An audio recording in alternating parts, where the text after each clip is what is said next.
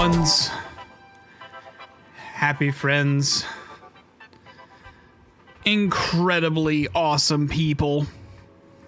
Obi, welcome to chat. Jonathan, welcome to chat. Steve, Joy, Flame, everyone who's here, welcome, welcome, welcome. Hope you're doing all right tonight. Joker fan, hello everyone who is here tonight. If you are here and hanging out with me, first of all, thank you. Second of all, I love you. And third of all,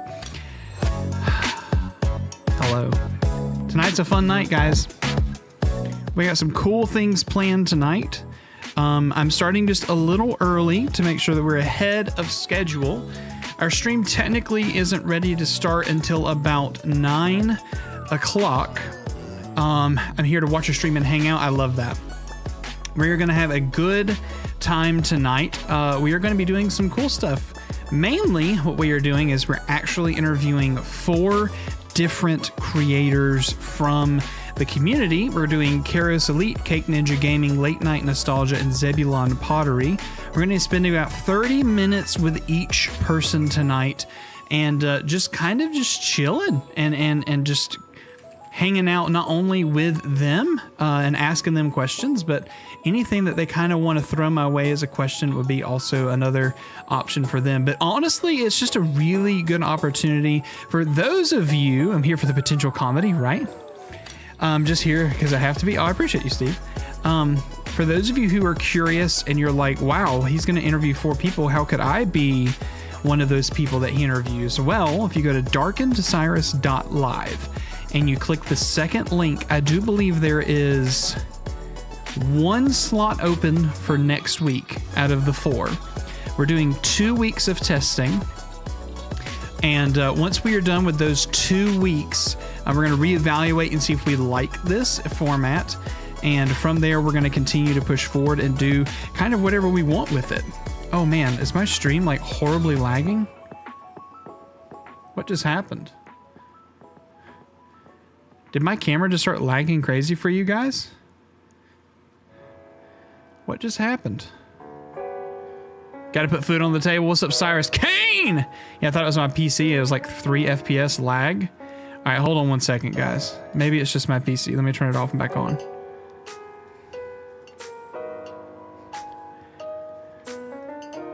Okay, we're back. Okay. Can you guys hear me? That's the real question. What time? Because my time right now is 2 in the morning. Dang. So it is, we are doing this time for the next 2 weeks. So it'll be 9 p.m. Eastern. And that's what we're going to be able to push forward. So hopefully everything we do moving forward, thank you for the music call. Hopefully everything we do moving forward is going to be a little bit more flexible. Day 2 of asking for a PC. Cool. Keep asking. Well, my stream is a little worse, but that's from my computer. Dang. So we are also streaming Sound is Good. Awesome. Thank you so much, guys. We're streaming 1440p 60 tonight on AV1. So everything should look pretty awesome. I haven't dropped a single frame. Everything seems like it's going to be just fine. So we're going to have some fun with it. I will. I'm on a streak. Please do. Yeah, so our big goal for tonight is just have nice, friendly conversations, learn about some people from the community, and just hear people's story. And really all of my job here tonight is just narrating that story, just leading us through what that story is going to be, ask the appropriate questions. And then at any point tonight, if you want to ask someone who is on a question, put it in chat. I will be looking at chat most of the time, but just as an FYI and as an ahead of time, most of my time is going to be spent kind of having a conversation with the person who is on screen. So if you start messaging and you're thinking like I'm going to get an immediate response, that might not happen immediately. So just make sure that that is the case. Just ordered a new Bluetooth speaker because my friend blew out my speaker drivers. Oh my gosh. Bass head and try to crank as much as possible without blowing out the speaker. Dang, that's crazy. That's crazy. All right. So many things to go on, but we're going to be starting here soon. We're hopefully going to get exactly 30 minutes with each person, but we're obviously going to have a little bit of overlap. We'll probably end each one just a couple minutes early, so around 2 minutes before, just so I can get into the next call with someone. So right now I'm actually joining the first call, which is the Karos Elite call. I'm gonna make sure everything is gonna come in through just fine. And then what we're gonna do is just kind of go from there. So I'm going to push talk, fine, boom, fine, yes, that's fine. All this is fine. We're gonna hit join now. What's up, Sever? Yo, friend. Well, Cyrus doesn't want to interact with his viewers. So fake. I know, right? So fake. So the view that we're doing tonight, those of you who are curious, this is the view that we're kind of going with, is we're going to be on the desktop, and I'm going to hide my camera, and we'll just have this, and we'll leave it like this, and I'm literally just going to have them join in, and we'll just kind of start from there. So whenever Karos is ready, it is a reversed cam. I'm not really sure how to unreverse it, but maybe I can do it in effects.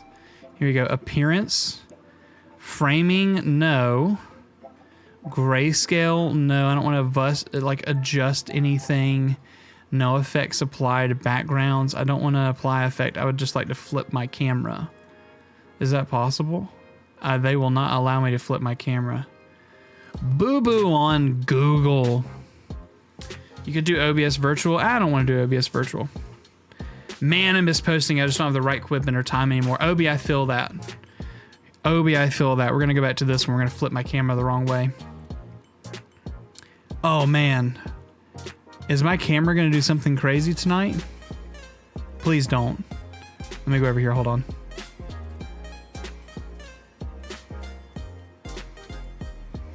It seems solid right now. We're just gonna let that be what it is. Hey, Brandon, when you're doing a vertical live, can you do a Q&A thing? Yeah, totally. Why not? You totally can do a Q&A. If you're talking about the one that's built in, yes, you totally can. There's a UI in front of your face. When I move I'll move my cursor off the screen. There won't be a UI on there. I'll make sure I move it. Obi, I want you to post, man. Flame, I just bought me my headphones for music listening, but they never think to use for content. Now I just look fresh and sound good. Karos has already joined us. All right, hold on. I can't hear him.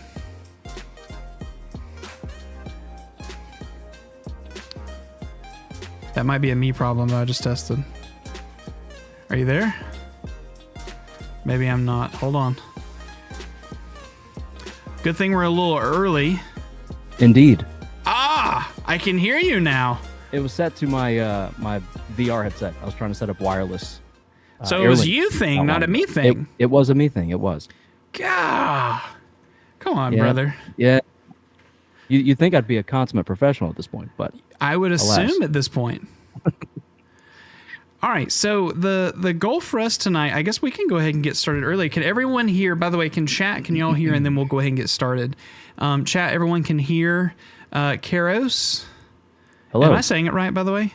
Yes, Karos. I've gotten Karos. It used to be spelled Charos, so I got called Cheerios at one point. I don't know where that came from, but I love that. Oh my gosh. Okay, cool. All right, awesome. So here's how this is gonna go tonight. If I'm cool, I'm just gonna refer you to Karos. You can call me Brandon, and we'll just go there. Slapshot. Everyone who's here in chat, we're gonna get started here in just a couple of minutes. The big thing that we have for Karos is he's telling his story today, right? And he's going to tell us about how we're going to be able to earn like $1,000 in one day. That's what I'm really excited to hear. $1,000 a minute. A minute, gosh. Yeah, okay, so I had it completely wrong, guys. So y'all are going to get all of the secrets here today. Yes, I can hear the expensive Shure SM7B. Yeah, step one's to hydrate if you want to get a SM7B of your very own. Yeah, mine's empty, so I guess that's just going to be what it is. I should have filled it up. Knowing that I was having a podcast, I should have filled it up before we got up here. Next time. No joke, though. We just came back from eating Mexican and came home, put my son in bed, hung out with my wife for just literally like 5 minutes to watch TikToks, and I ran in here, and I had enough time to go to the bathroom. I hope that Mexican just doesn't like completely destroy me in the next few minutes. Mexican food will sneak up on you if you're not careful. Every time. All All right, chat, let's go ahead and get started. So for each one of these, I'm going to do a little intro because I don't know how I'm going to use this content, if that makes sense. So we're going to, each time, I'm just going to basically do it this way, if that makes sense. All right, cool. I'm going to hit start recording. I'm going to hope that I don't completely crash the stream when I hit start recording. Oh, I'm so nervous. Chat, are we still here? Are we still there, Karos? We're good? Looks like it. Okay. Beautiful. All right. Hello, everyone. My name is Brandon, and welcome to the first interview of our new Creator Spotlight series. We have Karos with us today, and the goal for these podcasts are going to be very simple. I want to give a voice to other creators who have been a part of my community, but in that same case, I just want to hear how they're doing, the strategies they have, just because I have my platform and other content creators have their platform doesn't mean that we all have the right answer for your situation. And I think it's a perfect opportunity for us to hear from people, larger creator, smaller creator, medium-sized creator. I think all of that doesn't matter. We're all creatives, and it's a really good opportunity to have that conversation. So, Karos, welcome. Thank you. Thank you. Good to be here. I'm excited to have a conversation with you, but before we get into anything, I want you to just give us a little background. What is Karos Elite? And give us some background. Karos Elite is so the first part, Karos, is I just kind of Googled Greek for Deathbringer because the idea was back in the day I played a lot of Call of Duty. I've been creating content for about 7 or 8 years going now. And when I first got started, the goal was Call of Duty mainly, even though my first couple of videos weren't Call of Duty. I wanted to eventually get to that point. And so I thought of something short, something memorable, and something easy to spell. And that was kind of, tried to make sure I captured all of that while also going for something that was a little on the cool side, a little on the bad of the bone side. But these days, every time I stream, things just get kind of goofy. So like the Elite part's just kind of ironic, if nothing else. Love it, love it. So with that being said, content. How long have you been in the game? Was it a recent thing? Was there a reason you started? What was that motivation like? I think I've always kind of chased some kind of creation in some way.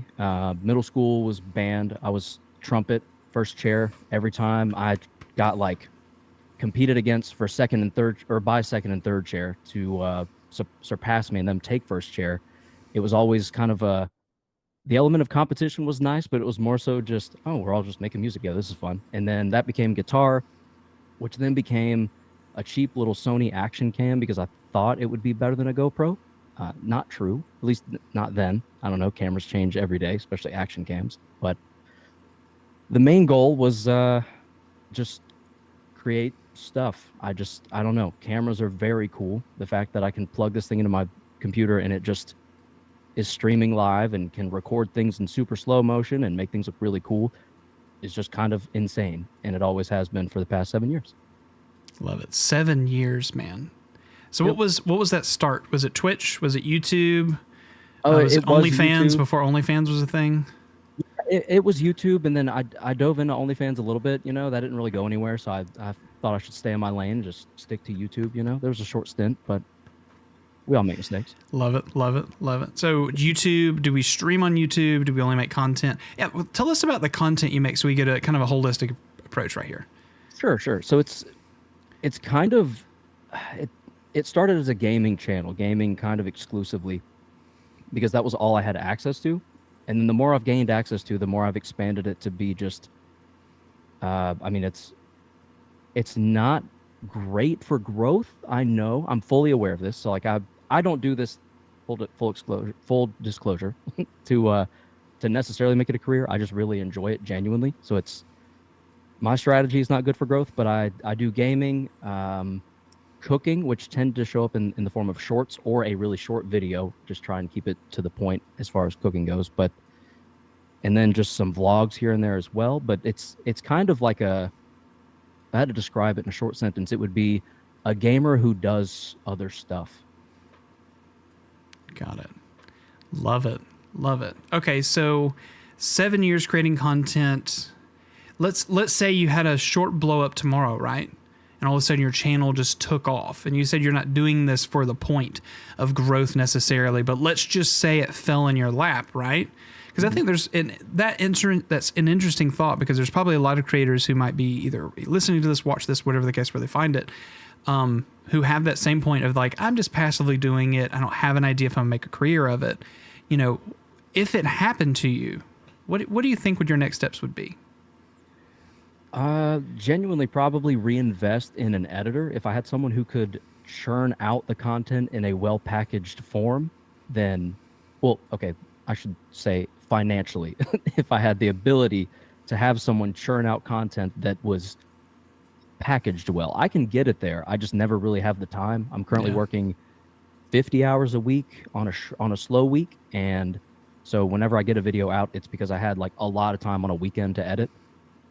And honestly, the live streams, I feel like, look like my videos, because I've gotten to where I saved up for about 5-ish years for this camera that I'm using now, so that streams would look more like videos, with the goal of turning the stream content into a well-edited summary, I guess, of what happened in the stream. And now there's 6 hours here, 6.5 hours there, 2.5 hours there of just footage that I just don't have time to go back through just yet.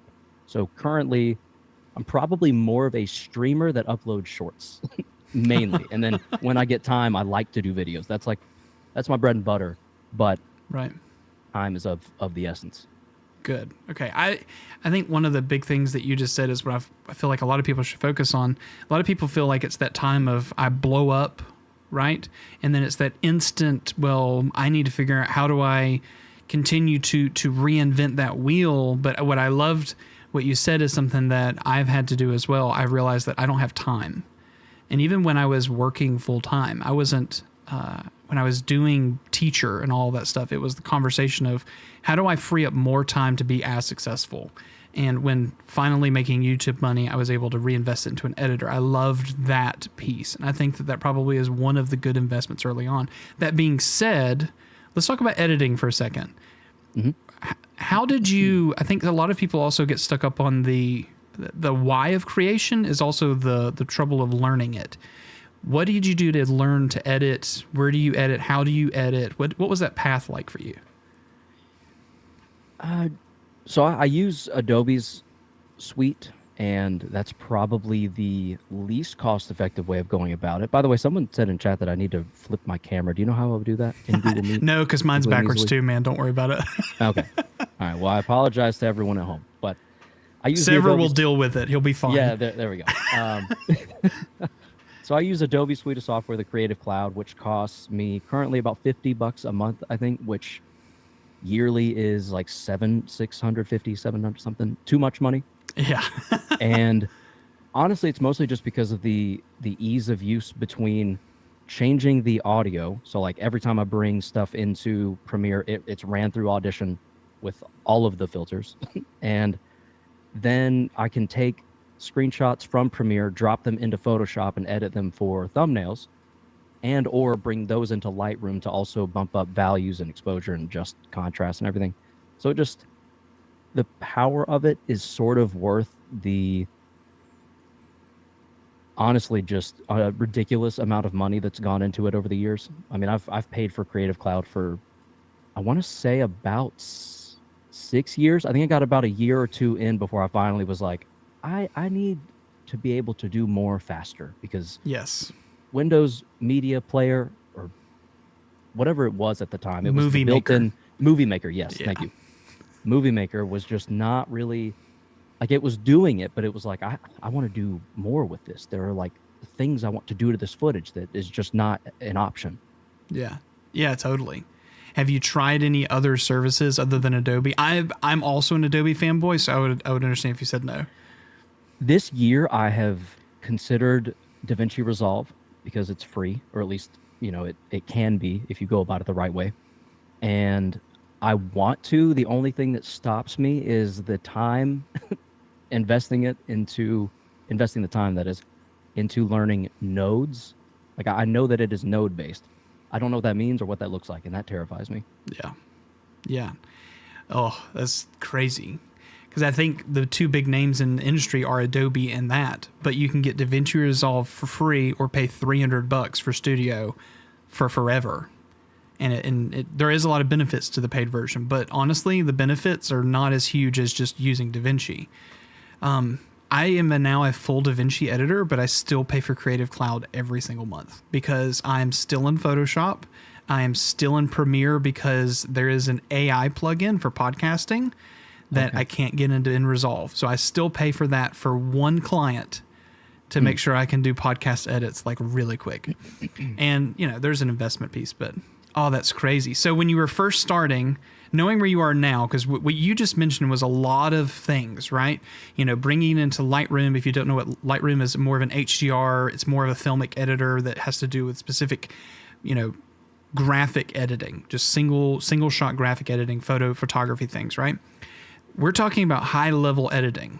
Let's think about when you first started to get into there and you're talking about the beginning creator. If you had to do it all over again, would you still go that route?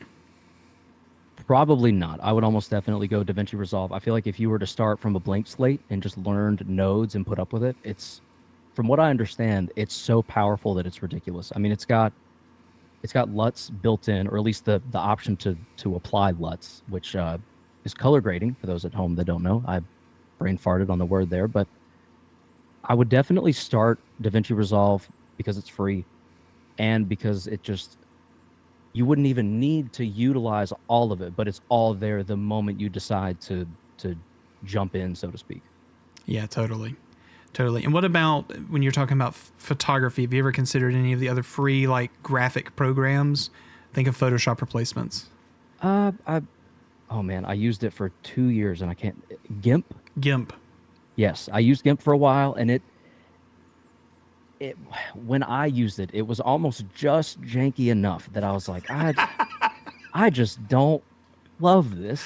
Every time I'd sit down to edit a photo, I was like, what's the text box gonna do today? It's true. I agree. It's a lot better now. If we're talking about 2018, 19, yeah, it's a much different program.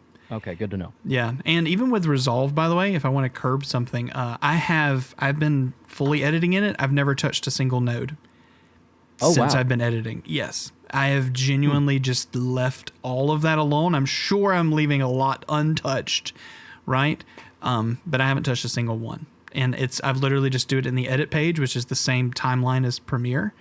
And, I don't have to go to Audition because there's the Fairlight page. I don't have to go out to do any crazy color grading in Resolve and bring it back to Premiere because the color grading panel is there.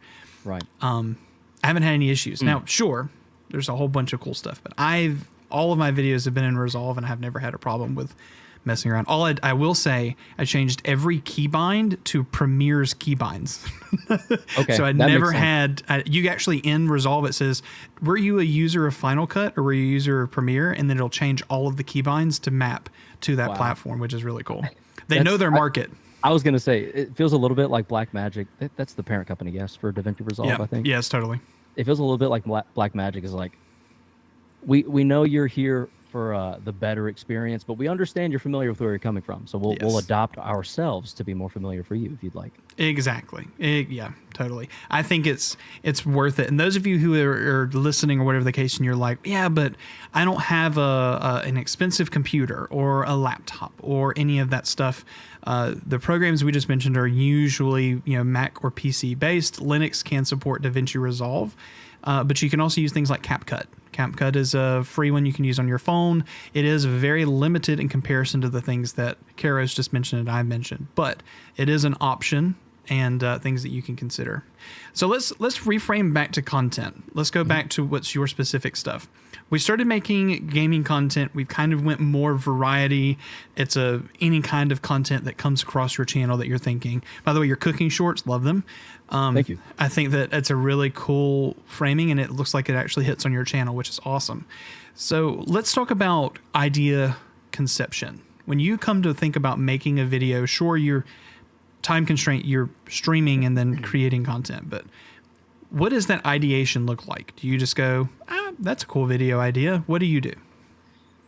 Typically, if I think it's cool or interesting, I just kind of assume there's at least one other individual out there that will agree. And if not, then I'm just glad I got to make a thing and just put it somewhere that I can show family and be like, hey, I worked hard on this. Does it bore you? And then when it doesn't, success. Yeah, that's cool. All right, good. So you don't go to like I do SEO research and deep into trends things. Not even a little bit. That might reflect in my growth or lack thereof, but I also just kind of take in like the Timu video that kind of popped off for me a little bit ago was my wife. She shopped on Timu a lot, and we were just laying there. She was shopping. She was like, "You should just buy some stuff on here and just open it because some of this stuff looks concerning in a good way, like in an interesting kind of funny way." So I ordered a bunch of stuff, recorded it, and then unboxed it, and yeah, some of it is definitely I can show one of the things that was Please purchased. describe it for those who listen by audio too. He's my little friend, and he's just squishy. He's just real squishy. Squishy phallic creature. Yes. I don't know what to call him. So if anyone has ideas for names in the comments or in the chat, let me know. Oh my! He has not had a name in the 7 months that he's lived on my desk. That is crazy. But yeah, that was one of those video ideas where my sister-in-law, her sister, overheard us talking about me recording it, and she said, "Ooh, let me know when that's up. That's something I would actually watch." So then it's just, if she comes up with it, odds are someone else would want to. So it's like now I feel like I have 2 points of thinking. I've got my like gamer brain and her like more, day in the life kind of typical video, maybe, I guess, more so, as opposed to being deep in the gaming side of things. Right. Do you think that it was when you started relaxing and posting content that wasn't just gaming, do you think it was a positive thing or a negative thing for your channel to pivot? I think for me, it was a positive thing. It let me show anyone that was watching a little more of like, hey, if you enjoy just me doing things and me in the way that I do things, then great. But I think for the algorithm, it probably made YouTube go, ew, this is not what you normally do. I mean, for better or worse. I mean, I know realistically it's not what YouTube will want to serve, I guess, but I'm either just gonna do it and hope it goes somewhere, or I'm gonna keep doing it and YouTube's gonna keep smacking me down and I'll just keep coming back because I'm a glutton for punishment. I love it. I think there's something we should probably reframe on how you're, because I think the content. Well, hold on, let me back up. I've been doing these lives, right? Come in, show me your content. Let's talk about it. Here's some ways to improve, right? We're talking about YouTube. Here's the ways to grow. And I love this conversation. But I think we might also be missing the side of it's not always about how do I make sure that YouTube loves my content. We also have to remember that you're a creative and a person, and sometimes you're just telling the story. And even if it gets 10 million views or 10 views, you're still telling a story most of the time. Whether it's the audience that size that you expect, it doesn't really matter. Sometimes it's just about creating the content. And there can be those robotic moments where it's just like, I have to create this piece of content because this is just what YouTube expects, right? When it comes to what you're doing, it sounds like you're not at that point. You're creating the content that you want to create. And I think that's a very precious thing that you don't need to lose. So let me ask that question. Have you ever released content that you were like, oh, this isn't good, but you knew you had to have a piece of content out? What does that feel like if you've done that before? Honestly, I haven't, mostly because, by the way, it glitched out a little bit. Are you hearing and seeing me okay? I am. Yeah, it's just kind of the benefits and failures of Google Meet. Okay, I just want to make sure before I went into my little speech, but yeah, sure.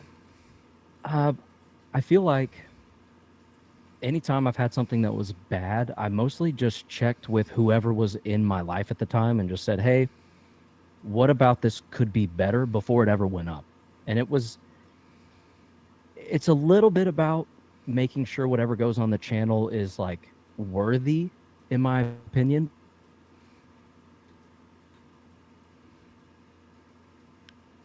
Did we lose you?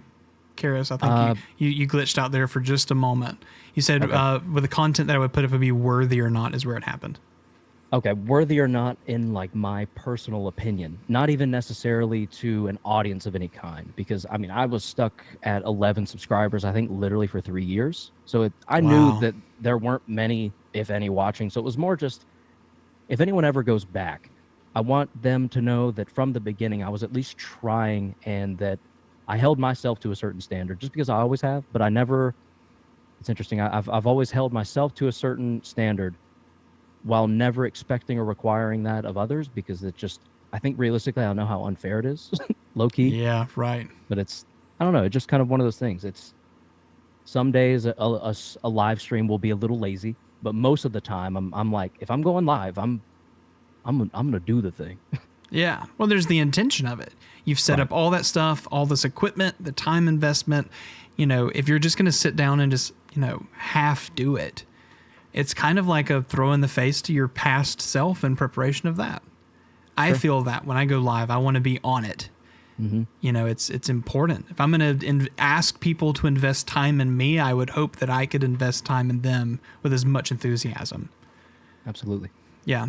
Okay. So I love that. And I think also when we talk about the content and where we are and the growth that has possibly stagnated in the level of expectation you've had for yourself, we also have to remember that I can't control if you click my video. I can't control if you click the subscribe button. I can't control if you click the comment button. But what I can control is the content that I produce, the story that I tell, how I do it, what I tend to create with it, and, the psychology that I put into it to help you click it. That's all I can control, and you can control as the creator. The joy is seeing those numbers increase, regardless of how rapid or not you might consider it. It's seeing that they're going up, and I think that's what's impressive, right? So let's ask. I'm going to ask a couple more questions, and then we're going to kind of flip it around, and then we can have you, if you have anything you want to ask me. One more question I want to ask you, tech-wise. I am a tech freak. I think everyone should figure this out at this point. Tell me about your setup, because that looks like a Sigma 30mm lens. It is a Tamron 28 to 75 full frame? Yes, 28 to 75 full frame, yes. I'm running it through the A7C Mark II. Oh, it's such a good camera. I saved up for 5 years, like I said, for the A7C. And then about a year and a half, 2 years ago, I started hearing rumblings in the camera community of a sequel to the camera. And I was like, I've waited this long. I can wait one more year for like those final tweaks and improvements that I wanted. And I mean, this thing basically has all of them. Yeah. And those of you who are like real tech minded, you'll know that that's the sensor from the A7 IV that gets you 4K 60 with a crop, but it gets you 4K 60, uncropped 4K 30, gorgeous 33 megapixel sensor. I mean, fantastic. Are you using that 28 all the way out at 28, or do you have it zoomed in a little bit? No, currently I'm somewhere between 30 and I'm probably like 35, 33 maybe. I'm punched in a bit. I wanted to get to 50, but then it was like the frame was like just all face. I was like, this is a little close. Yeah, I could tell like my Sigma 30mm, which is that equivalent, that around 45-ish. That's the view, that perspective. I was like, oh, I know that shot. Oh, yeah. Man, it looks so good. It's so solid. Thank you. Have you done any kind of professional work with that lens, or is it just for content for what you got? Actually, last week, for what I do for work for 50 hours a week, I offered up creating their YouTube channel and generating content for it, not for social media growth, but literally just for training purposes. And I am about probably 15-ish hours into editing one of their videos, only because I got to do it on the clock. So like technically speaking, this past Monday was, I think, the first time ever I've done editing like for on the somebody, clock, like literally getting an active paycheck for it, which was pretty cool. That is crazy good. I was glad they let me do that, because I've also been running, they do live stream training videos. So like I've been running the tech side of that and making sure the audio levels are good and checking when everyone's in the chat and ready to go, because everyone's coming in from like different parts of the state and stuff. So it's all of that has been like, I'm getting to do this and getting paid. This is kind of awesome. That's so cool. Hey, in that same case, I don't want you to dox yourself, please don't. But what kind of stuff do you do? Can you tell me your title? What's your day to day? Sure. Day to day is technically I'm kind of like an analyst for lights. I just kind of make sure that they are in working order, and if they're not, I figure out why, and then I send a crew out, so to speak, to fix them. And before that, within the same company, I was just looking at power poles and just telling electric companies what's wrong with them. Right. Okay. But then now on the clock doing social media work, that's pretty awesome. But even though it's training, but right. I basically just went to the person that, is sort of over the company, because it's on the smaller side, small enough that I was able to go to the owner. I mean, I don't know many people that can do that. I'm in a fortunate position when it comes to that. I just said, hey, here, I had this idea. Because when I first started in this business, someone pointed at the top of a power pole and told me what was up there and pointed at one thing. And I was like, this just all looks like wires. I don't know what any of this is. Yeah. So in my opinion, it would be good to have someone stand in front of a camera, point it all out, and then I just break it down in editing with the graphics and point everything out, and just a better representation that you can actually see what it is we're talking about. And then also just all of the pieces of equipment that are involved in the job that we do. Yeah, that's crazy. But in that same case, just imagine, I think this lends itself to the point of being a creator and doing YouTube is not just YouTube as a title, right? It's one job that's, in the case of what you were doing, that's a train for this position. This is the job that you'll be completing. Audio work, visual, editing, production quality, story writing, storyboarding. There's so many jobs that are all conglomerate to create what we do on YouTube, right? It's just so cool that, I'm helping with live streaming. I'll check your audio levels and your stream stuff. Oh, we want to do some training stuff. Oh, yeah. I've already got this really expensive camera I bought to do some YouTube stuff with. Yep. Like, that's so cool. And I think a lot of other creators could probably, if they thought of their job or what they're doing on YouTube as a career piece, they could really position themselves and make some extra dough, or even reposition themselves in the company they work with, like what you're doing. It was sort of that, like, I just thought they're going to tell me realistically that they don't want to invest the time in it. And if they do, so be it. And if they don't want to, they don't want to. But I knew that I had just enough to offer that them paying me hourly to do it, I wouldn't let myself produce something that was less than at least decent. Right. Good for you. That is awesome, man. Thank you. Hopefully that flourishes itself into something a lot bigger. I love that. Would you take a job if they came to you and were like, can you just take over a YouTube and be a social media marketing person? Oh, absolutely. I would spend every day of the week working on every video or training, anything that they wanted. I love it. Hopefully that comes true for you. All right. One more question. And then I'm going to ask the chat. There's some things that have happened in chat I want to ask. By the way, chat, if you want to ask Karos anything specifically, we'll have a opportunity for a couple questions. But here's one that I want to ask. Is there anything that you would say if they were on the fence of getting into creator, there's someone who might be trying to hang it up or whatever the case, what's the one piece of advice that you would give to someone who might be on that fence of, do I start creating or continue creating? What's that advice you got?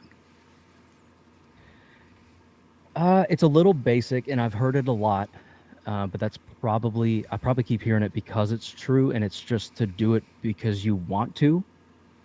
Because, like I said, I had 11 subscribers. I don't have hardly any now, to be clear, but I had 11 subscribers for 2 years.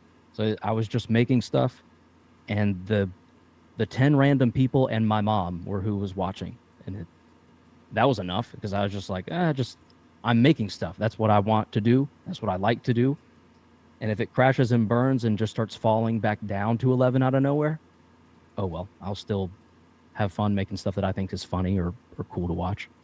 I love that. And not at any time during this podcast have we even mentioned subscribers, followers, nothing like that. I don't think it's important. You mentioned it like that was where you were at that one time, but I don't think that number really changes the fact of what you do as a creator. Sure. I think tomorrow you could gain 1 million subscribers. It wouldn't change other than what your profile looks like, what you're going to do as a creator. And you might come at it a different way, but I don't think they literally followed you because of the content you've already produced, not the content that you're going to produce. And I think that's also a mindset you got to have. All right, cool. Something for chat. What's your favorite equipment for you to use for YouTube content? Probably the camera. I like to do photography just here and there. Like if I catch a good shot, just here and there. Like I took, let me see if I can get it to, my sleep alarm is on, so it's not showing up. But I took a picture of the Grand Canyon, and it is my phone wallpaper because I was just that proud of it. I was like, this just looks really good. And so I probably would say the camera. It lets me have live stream and video call qualities that looks like a video would. So it's definitely the camera. That's like probably the main reason I even do this, honestly. Totally. And just somebody asked earlier, what was the camera spec? A7C Mark II, Tamron 28 to 75, f2.8? Yes. Okay. Gosh, I'm such a nerd. All right. I think if I didn't go further back, I didn't see anything specifically there. So I was talking about Adobe stuff. Okay, let's wrap up with this. If you were to, what's your favorite Pokemon? Yeah, you gotta have a favorite Pokemon. Lugia. Lugia. Yes, sir. Yours? I was always a Bulbasaur fan. That's but such a in good so choice. ways, like this, my starter was just up on the screen behind me. Squirtle. I love the idea of Bulbasaur being like the underdog, but Squirtle was my first starter. Squirtle and the whole roll through Blastoise. Oh, Blastoise just looks so cool. Oh. Goated. The cannons, man. Absolutely. The cannons. All right, I think we're gonna wrap it up here. Do you feel good about this? So good. Yes, sir. All right, cool. Yes. How do they, if someone wanted to find you and they're not watching this and they're listening to it somewhere, how do they find you? Just search Karos Elite on YouTube, and it is not the volleyball channel. I'm in a hot rivalry with a women's volleyball channel and some guy that plays a game called Karos Elite. Nice. I did not know this, but there is I think an all Spanish speaking game, or it's a Spanish developed game called Karos, something like that. Yeah. So it's neither of those. You'll find the logo. If you find my hat on YouTube, you'll know you're in the right place. Yep. It's at Karos Elite on YouTube. Streams on YouTube, makes content over there. Please go check them out. Thank you so much for coming on with me today. I really appreciate it. Thank you for having me. It was a good time. Awesome. All right, we're gonna move on to the next one, guys. Karos, thank you, sir. I'm gonna end the call here, and we'll go on to the next interviewee. Stay frosty and stay humble. Stay frosty. I love it. All right. What's up, friends? Let's go to the next one. Cool. Who's next? Boom. We're going to go ahead and join. Adios, Karos. Friends, chat. How are we doing? Are we good? Chat, is everyone good? How we feeling tonight? Everyone good? I like this so far. I've been enjoying this so far. Good. I'm just waiting for the next creator to jump in. We're going to see it's Cake Ninja. Hopefully Cake will jump in. Running Water. Hey, what's up? So I'm sorry I didn't see a notification. Hope it's going well. It's going really well. We just had an awesome conversation for Karos Elite. Really loved it. It's okay. Almost bedtime.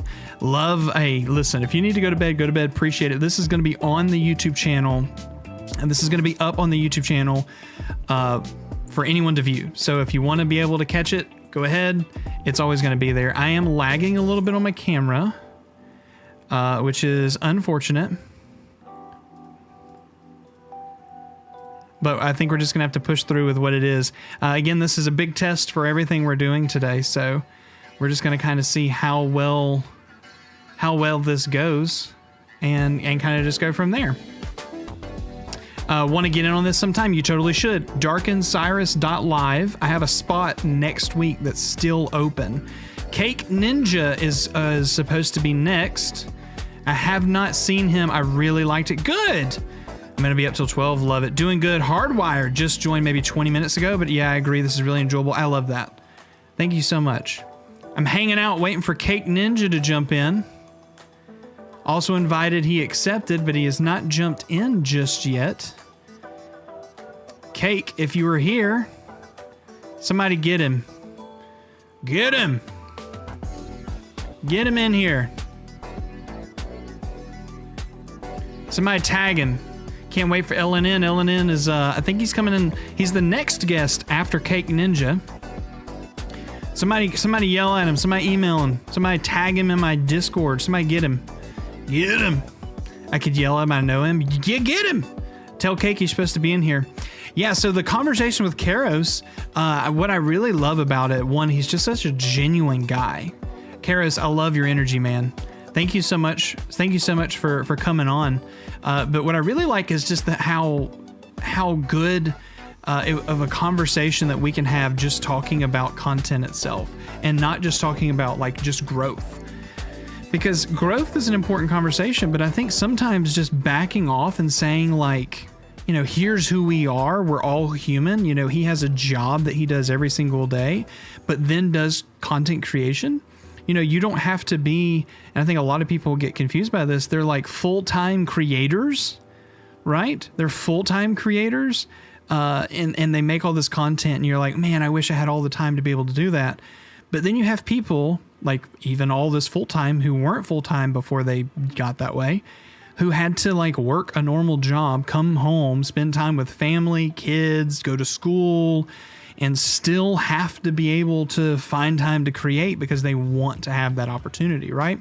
So instead of having that thing of like, man, I just don't have the time, this is a really good reminder. That's why I like these interviews. It's a good time to just kind of take all of the conversation out of context when it comes to YouTube growth and just snapshot it of who we are, where we are, what are we doing, things like that. Have a baby on the way, so I get it. Oh, man. First of all, congratulations. And second of all, your life is going to be completely different for the better in so many ways. It's so rewarding having a kid. I've got a 5-year-old turning into 18 is what it feels like. But it is a very rewarding thing as a parent, but it is going to be life-changing for the better. Just a life-changing experience, 100%. Yeah, so hopefully we get Cake to come in. Otherwise, you and I are going to have a conversation. We can even get Ellen in here a little early if so, but I'd love to have Cake jump on. Thanks. Yeah, man. Listen, everything that comes along with having kids. Yo, sorry, I was trying to find the link. Yo, Cake. It's in your email, the one that you did to join. It's there, friend. Whenever you're ready. What's up, Ellen? What's up, brother? Whenever you're ready. It looks like Cake is here. He's trying to find the link. Check your, it's the Google Meet link that's in your email, friend. It's the Google Meet link. We'll get him in here. By the way, is there any questions that I missed? Anyone who was here during Karos's that I missed that I should have asked? I was reading through chat, but I didn't really catch anything that I didn't see beforehand.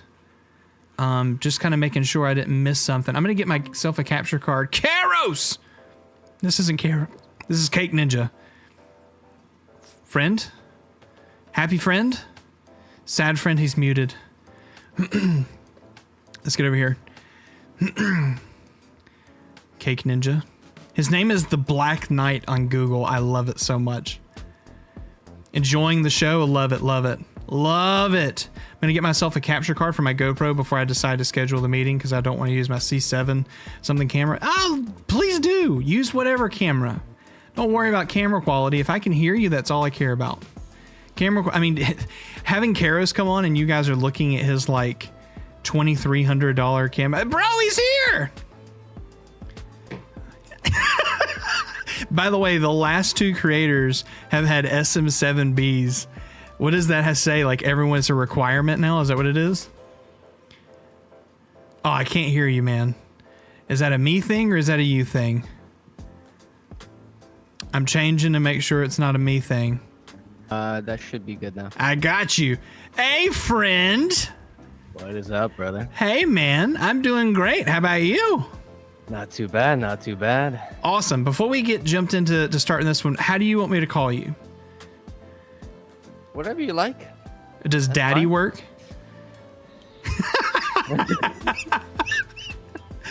No, seriously, what do you want me to call you so it's all consistent? You can call me either Cake or you can call me Winston. All right, we're gonna go with Cake. We're gonna keep it so we can keep brand on point, right? Sure. All right, cool. So I'm gonna turn my music off. I'm gonna do an introduction just like before because we might treat these as individual pieces of content. Stream, you're gonna have to deal with the fact that I'm doing 4 introductions. We'll have to be okay with it. By the way, if you have questions for Cake Ninja at any time during this, please ask Cake. I'm sure you have chat up somewhere where you can see him too. Yeah. Okay, cool. So awesome.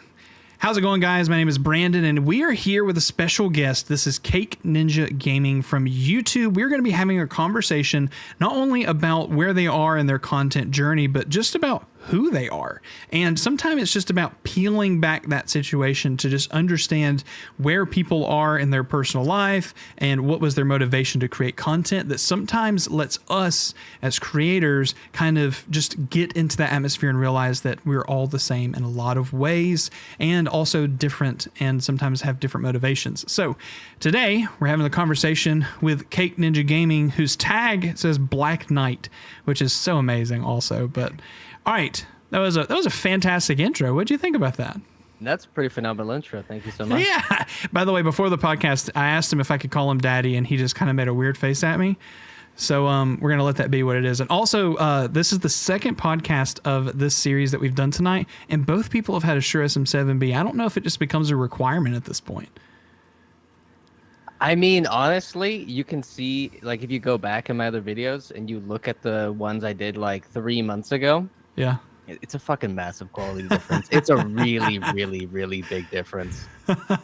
It's like, sure, the last one was a Blue Yeti Pro X or whatever it was, so it's like Right. $100, but it doesn't fit.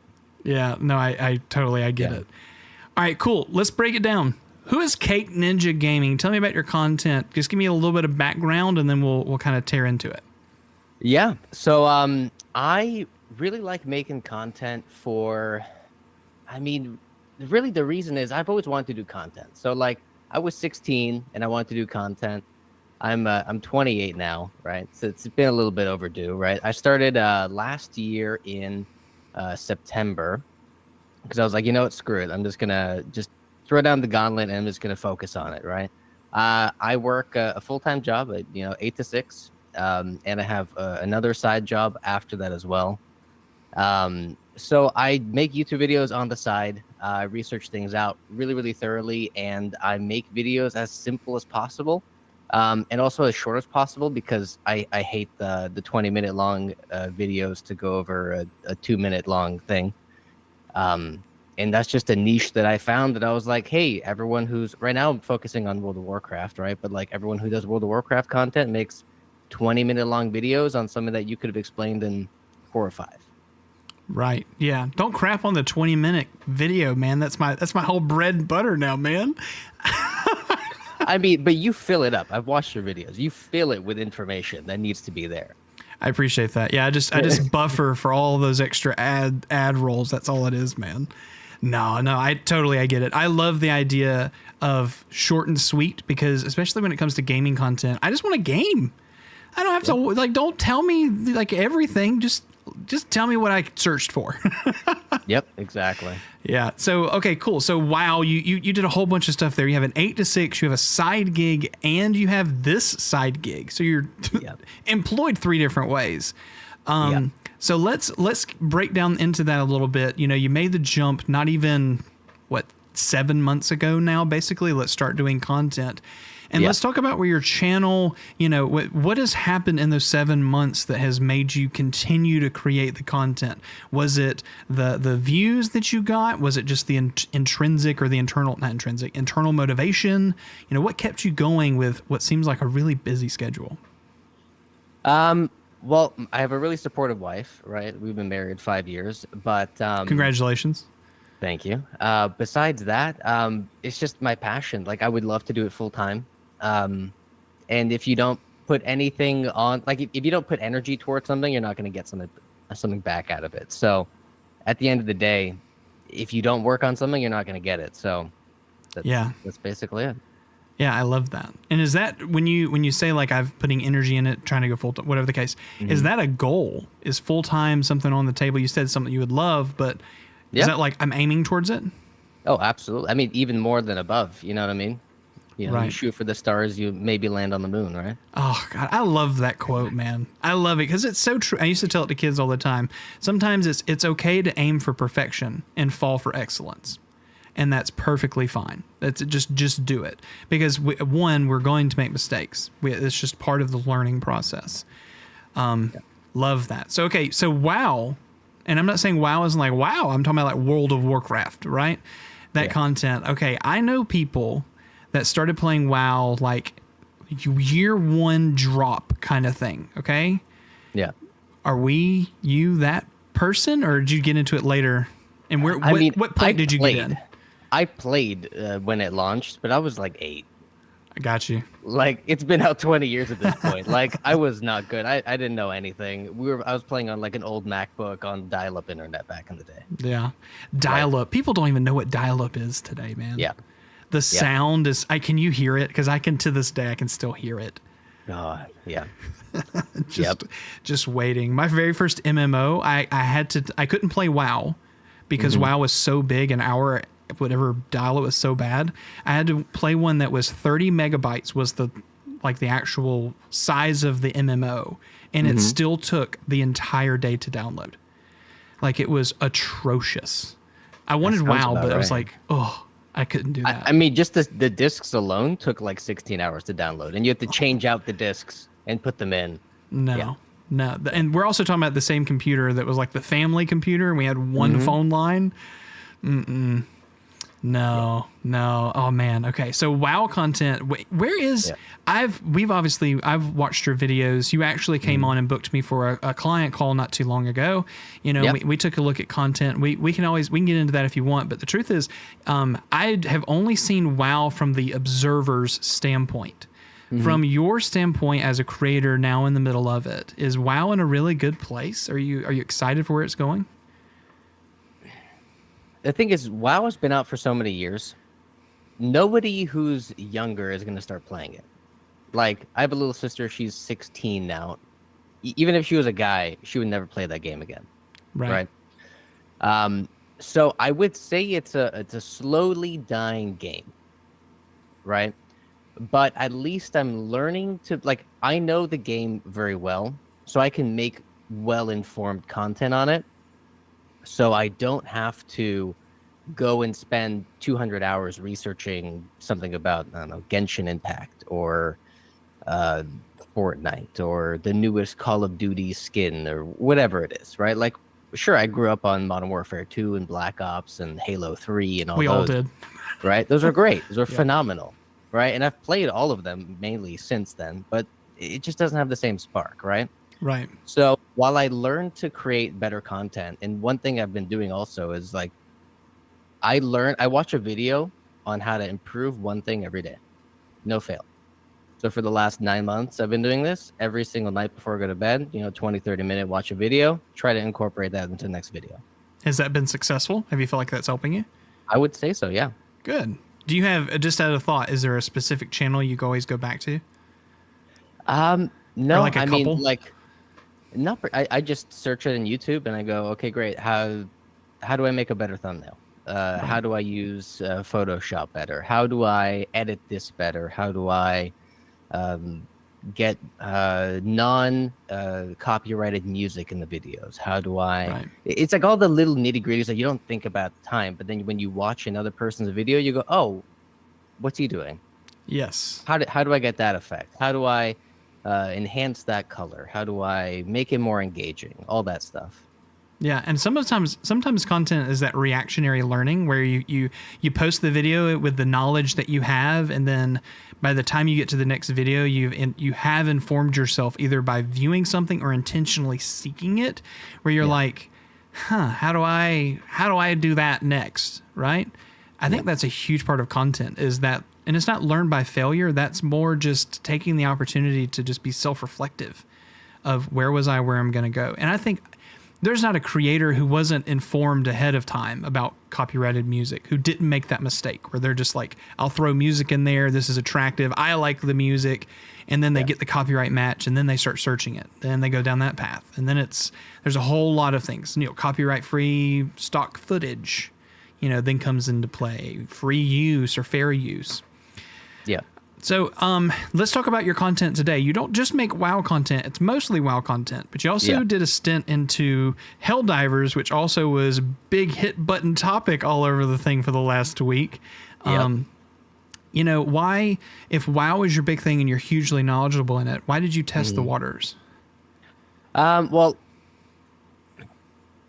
I wanted to kind of test to see how the wave ride is, right? Because you'll see, like, I noticed somebody who came out of nowhere that I think I shared on your Discord, actually, who had I think it was 3,000 subs or something. He posted 30 videos on Helldivers, and then they just exploded. Yeah. And he just took off, right? And then it just dipped right back down because he didn't finish catching the trend, and he tried to go into, I think, Dragon's Dogma, but it just didn't have the same feel, right? Right. So I try to follow trends at that point just to see kind of how it went. And also because it was a completely different genre and whatnot. Did you feel like it was a successful... What did you learn? Well, maybe switch that. What did you learn from that experience? Well, you kind of have to... the YouTube algorithm is ever changing, so I can't really speak on that. And everyone always says that, so it sounds very cliche, but... somehow it learns based off of who's viewing your video. So if people are looking, because I had a bunch of Baldur's Gate 3 videos, I have some Dragon's Dogma videos, and those do very, very well because those are along the lines of World of Warcraft, right? Sure. But you introduce a shooter into it, doesn't quite do the same because someone who is, because I looked at my demographic and my ages, and it's level, it's not level, wow. Level's the best way to say it. It's ages 30 to 40 who view my content. So they're not going to really be interested in the super fast-paced, newest shooter game, right? They're probably going to go on the more relaxed, MMORPG, what they grew up on, the kind of RPG elements. You're calling me old. That's what you're saying. You're saying I can't keep up now. I'm in that age range, man. That's what you're saying. Not even I can keep up at this point. No, but I get it. Yeah. Your demographic, but it was good to test the water, I would assume. 100%. But now at least I know more of what YouTube is gonna like. Obviously, yes, I could just only post shooter gameplay, and YouTube will probably find an audience for that. Sure. But I'll probably lose a big chunk of my existing audience. Right. And I love that. And I think sometimes it's in the business, I hate saying it like that, but in the business of YouTube, not even YouTube, in the business of just visual production, even audio production, creating your avatar, your person who you as your ideal viewer, that the person you're making the content for, sometimes that's one of the most important steps that you can do, as you start developing your content and your plan and your style, is figuring out, in your case, your guy's probably a 35-year-old married with kids, played WoW when he was young, was most likely a creative person in some kind of a fine art thing because WoW just kind of tended itself towards that idea. It was a creative kind of game, but you had to have, it was visual in effect, but you still had to have some kind of almost D&D style kind of fill in the blanks of what the game was like, right? So, that kind of artsy person and they're a married person, they've settled down now, they probably only get to game 2 or 3 hours, maybe. And then you think about the content. That's why short and sweet works, because they don't want to watch a 20-minute video. They're like, they don't have the time for it. This is struggling. How do I get through this? Right? That would be the avatar I would create for you. Yeah. And if you think about it, I'm that person. What kind of video do I want to watch? I want all of the information spelled out. I want it to be short and sweet, and I want to move on. Yeah. And I think that's why your content works. I think it's exactly why your content works. Yeah, and the way I found that out was actually I was posting Baldur's Gate 3 videos, and there was a really annoying quest at the very end. And no one had made a video under 30 minutes on it, and I did it in 6. Nice. And now it has like 138,000 or something views on that.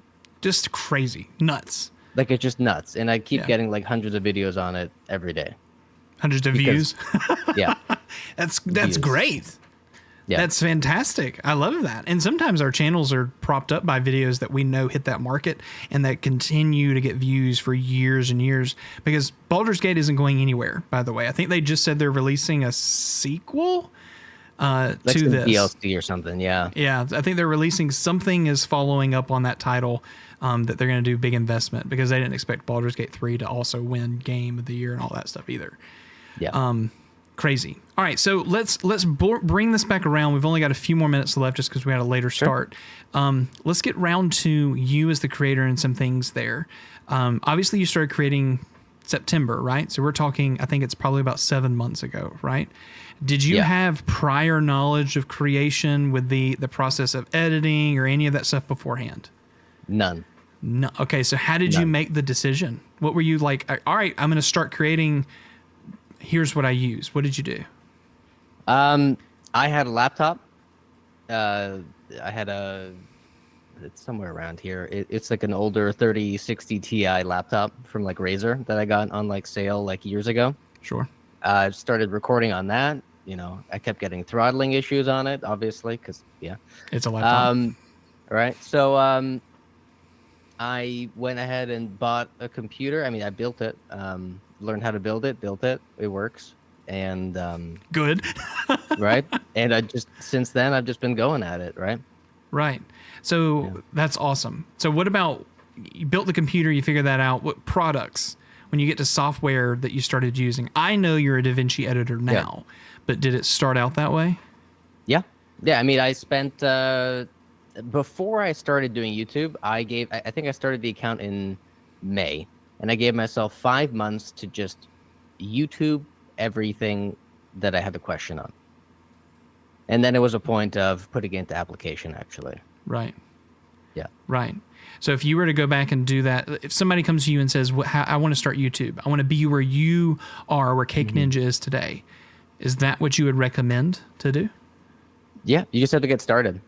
And Yes. any question you have, look it up. You're not going to make perfect videos, but also you have to make better videos, because how many other people are trying to also be famous or make money or make it a living, or their entire job to do YouTube all day? Right. Millions, probably. So you have to somehow stand out from them, or at least get better faster than them, because I don't mean to like make fun of anyone, but like I spent I don't know, a few hundred hours in the vidIQ area and their Discord and whatever, and a bunch of people also aren't receptive to criticism or change. Yes. Like, if you want to get better, you have to be criticized to then improve. Correct. 100%. Because otherwise you're just too proud, and it's not going to help you. Ego is not going to help your growth. Yeah. Being confident, maybe, because you can come across some way, but not egotistical. Yeah, exactly. Wow. Okay, so that 5 months, you think you had to go ahead and, hey, make sure you do some investment ahead of time, figure out what you're going to do, then release your first video? Or would you say, like, just Honestly, start? I would have just gone straight into it. Got it. Like, spend a week learning whatever you have to, because obviously you need to know what is DaVinci and what is this and what is that. Sure. But then just do it and post a video. Yeah. And then and if you have like close friends that will give you an actual opinion on what it is, they're like, hey, this is crap, this is crap, this is crap. Listen to them. YouTube it, figure it out, fix it, make another one. Love it. Repeat. Love it. Yeah, I think a lot of people have that, like, let's take a lot of time to do this preparation piece, and then sometimes that preparation just leads to not completing and actually following through with it. I think I'm in the same boat of, if you're thinking about YouTube, post with the current knowledge you have, do whatever you can, and then continue to learn as you go. I think the moment that you have that long extended period of time and you're against the norm from creators that I've seen before, where they have this long journey. I have someone in my Discords like this. There's this long buildup of, I'm eventually going to create, and they've yet to create. Even though I support them and I'm ready for them to help them, they just haven't yet, right? So That's definitely against the norm, the way you actually went through it, which I love. That's awesome. Yeah. All right. I mean, there was a quote from somewhere. It was the longer the build up, the slower the takeoff. Yes. So you just take off, and maybe you'll crash, but just keep going. Well, There's only so much you can mess up if you have no viewers. You know what I mean? you are not wrong. And failure is education in a lot of ways. So Yeah. I love that. All right. We only have a couple more minutes. Anything I missed that you want to be able to say or have a question? Hmm. I'm not sure, really. It's mainly just be better and just constantly improve. And if you don't improve, then you're not going to get better. And if you don't criticize your own things, also one last thing. Yeah. Mid train of thought. I'm sorry. Half the videos I have that are successful, I did off the cusp with such minimal polishing. Like my best video, I made in 2 hours. Yes. The Helldivers video, which didn't do amazing, it has a few thousand views, I spent like 45 hours on. So it's not a point of, there's no correlation of how much time you put into a video compared to what you're going to get out of it. So just get it out. Make it as professional as you can, but get it out. Totally. My top 2 performing videos, same way. They were like the least amount of investment with the best payout. Yeah. And my most invested videos, some of them have done well, but most of them have not been hugely successful. For me, I feel like they were great learning pieces of content for me as a person. Yeah. But maybe not for the algorithm. Yeah. So I feel that. All right. Favorite Pokemon. Got to give it to me. Gyarados, hands down. Like shiny Gyarados from Crystal? Nope. Regular Gyarados. Oh, man. That's my staple water Pokemon in every game. It's for everyone. Think about it. I love Blastoise, but there's eventually a point where you're just like, but Gyarados is cool. It's just cool. It's tanky. It's good. Yeah. Oh, it's so good. Awesome. I love that. Hey, thank you so much for coming on with me, Cake Ninja. If they want to find you, how do they find you? You can just hit me up on YouTube. My address is 57. I'm just kidding. Yeah. Hit me up on YouTube. So it's at Cake Ninja Gaming. Yep. Love it. Bro, thank you so one much word. for coming on with me. And I look forward to continuing a conversation with you. Thank you for jumping in on as a client for a call for us to connect. Mm-hmm. And I look forward to seeing your journey just continue to flourish as what it has already. Awesome. Thanks so much. All right. Awesome. Thanks, man. Okay. Bye-bye. All right. Friends. But the Lake of Rage, I didn't get a single question from chat that jumped in there. I'm so sorry. I'm so sorry. We had to move the antennas to get the channels. Yes. Oh, I'm so sorry that I didn't, but we had to move on because we got to get to our next guest, who is not in the room either just yet. It's LNN, who's already wanting to jump in. Brother, he's already here. Brother, are we already here?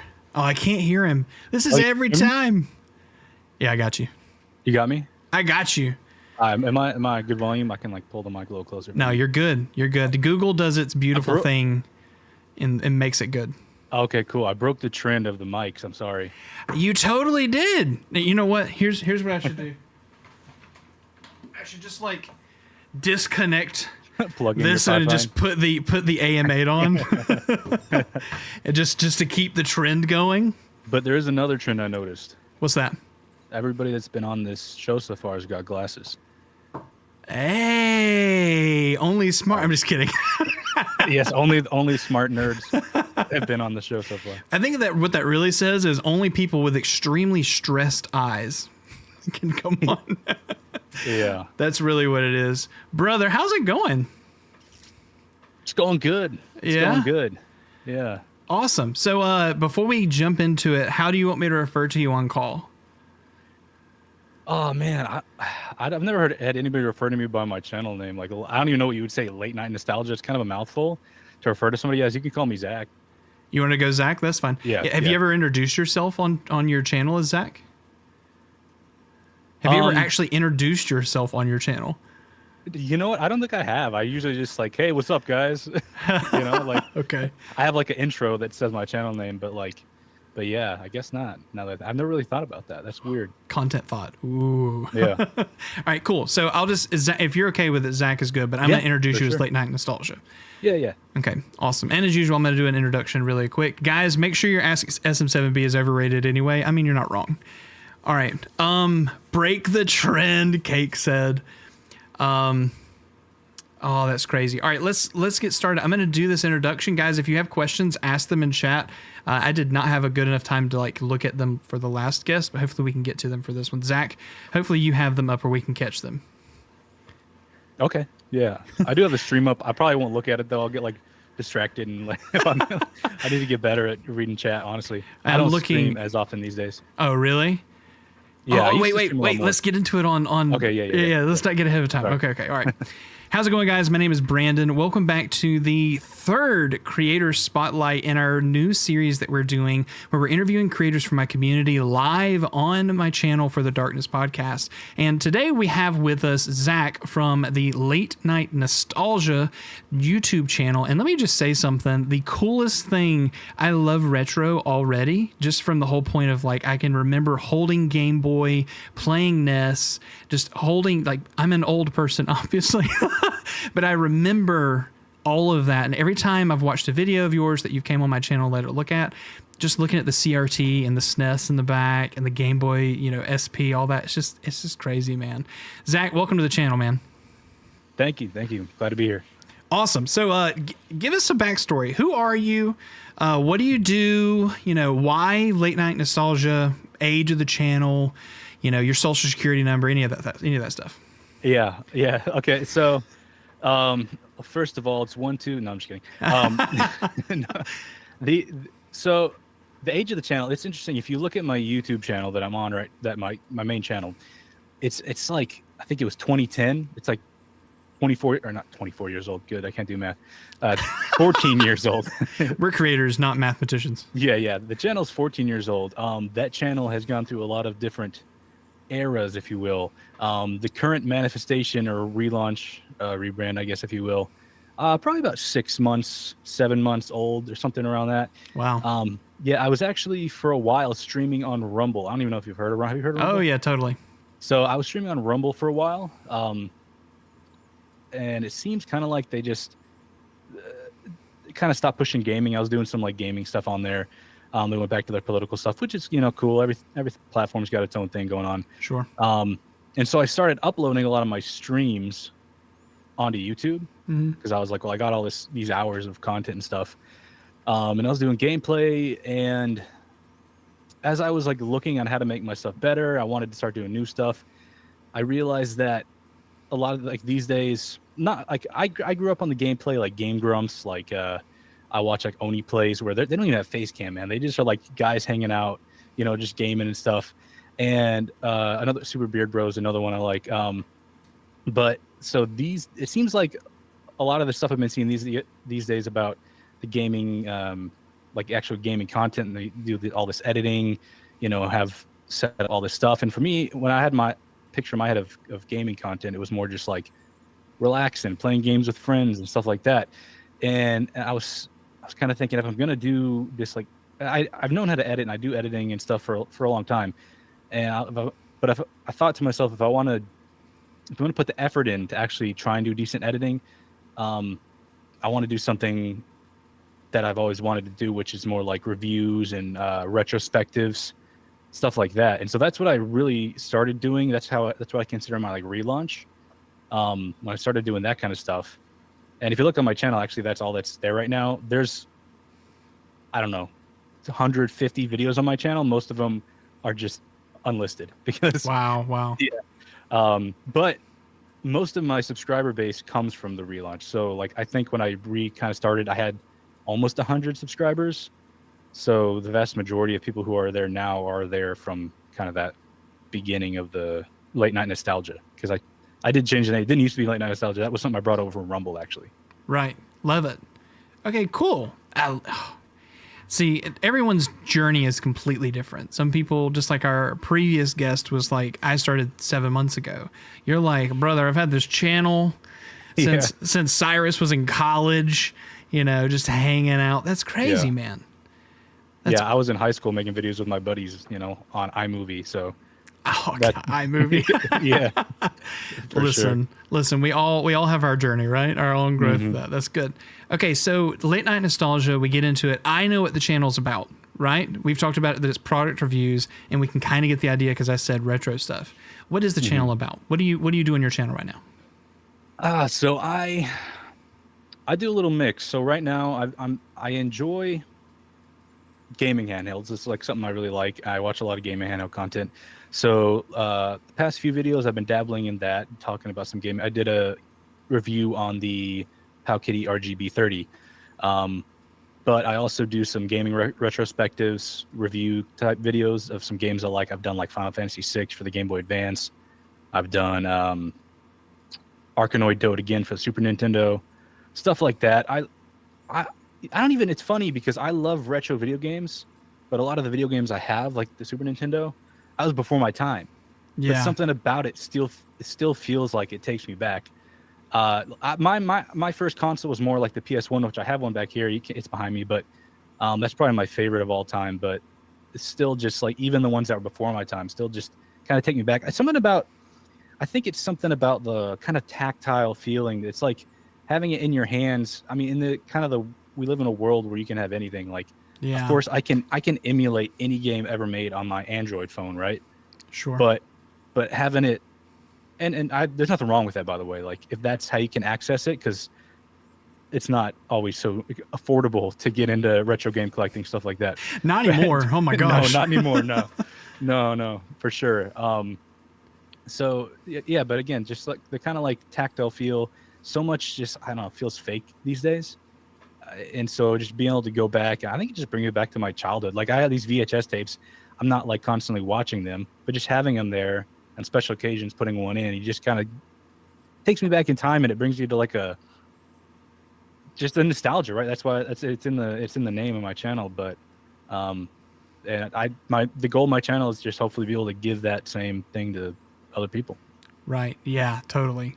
I think I just remember Game Boy going to a friend's house and carrying cartridges, the link cable, a big old bag, bag, like the thing that sticks on the screen with the attached speakers, with the light that comes over the top, because Game Boy Colors didn't have lit screens. It was just the color.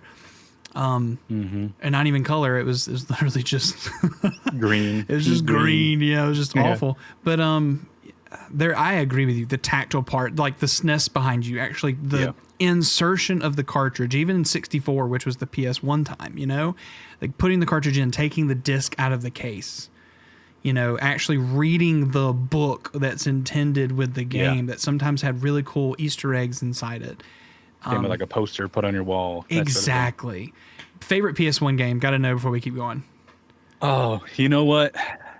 My favorite is probably Tekken 3. Like, I played that with my brother just endlessly, and he always beat me. He's 3 years older than me, but I always tried, and I would just get like Eddie, the like character you can just spam like the kick button on it, and just like, and he'd still beat me. But I think an underrated one that I like is Croc. You ever heard of Croc? Yes. Legend of the Gabos? Yes. I do like that game. I feel like he gets kind of outshined by like, Spyro and Crash Bandicoot and stuff. But the big names. I feel like he deserves a little more respect, I played Final Fantasy. Final Fantasy 8 was my first Final Fantasy that I really delved into. I didn't play the 1 through 7s yet. I really skipped 7, and I never really went back to it. Yeah. I loved 8, but honestly, I fell more in love with Legend of Dragoon than I ever did compared to Final Fantasy. And it was also not a huge title until much later. For some reason, it just was like, oh my God, that was like the best game ever. Loved it. It was a 3-disc, I think, as well. Those like multi-disc. I think I have Final Fantasy 9 on the PS1. I think there's like 4 discs. It's 4 discs. Crazy. Yeah. And also a good game. Final Fantasy 9, also a good game. Oh, man. So we start making content, we start releasing stuff. We've dabbled in, kind of vidoc is what it sounds like, kind of stuff about games, kind of like a breakdown of it. Then we're also doing reviews, stuff like that. When you started doing reviews, did you go with it inside the hot point of, I want to recommend the best product? Why product reviews? Was it for affiliate marketing? Was there a goal with it? Honestly, no. So I just enjoy that content. Like, I have a couple retro handhelds, or a few of them, but I'll watch the retro handheld reviews just because I'm interested. A lot of times, not even in the idea that I want to buy this. Sometimes I'll watch a review if I want to buy it, but a lot of times I'm watching a review just because I'm interested. You know what I mean?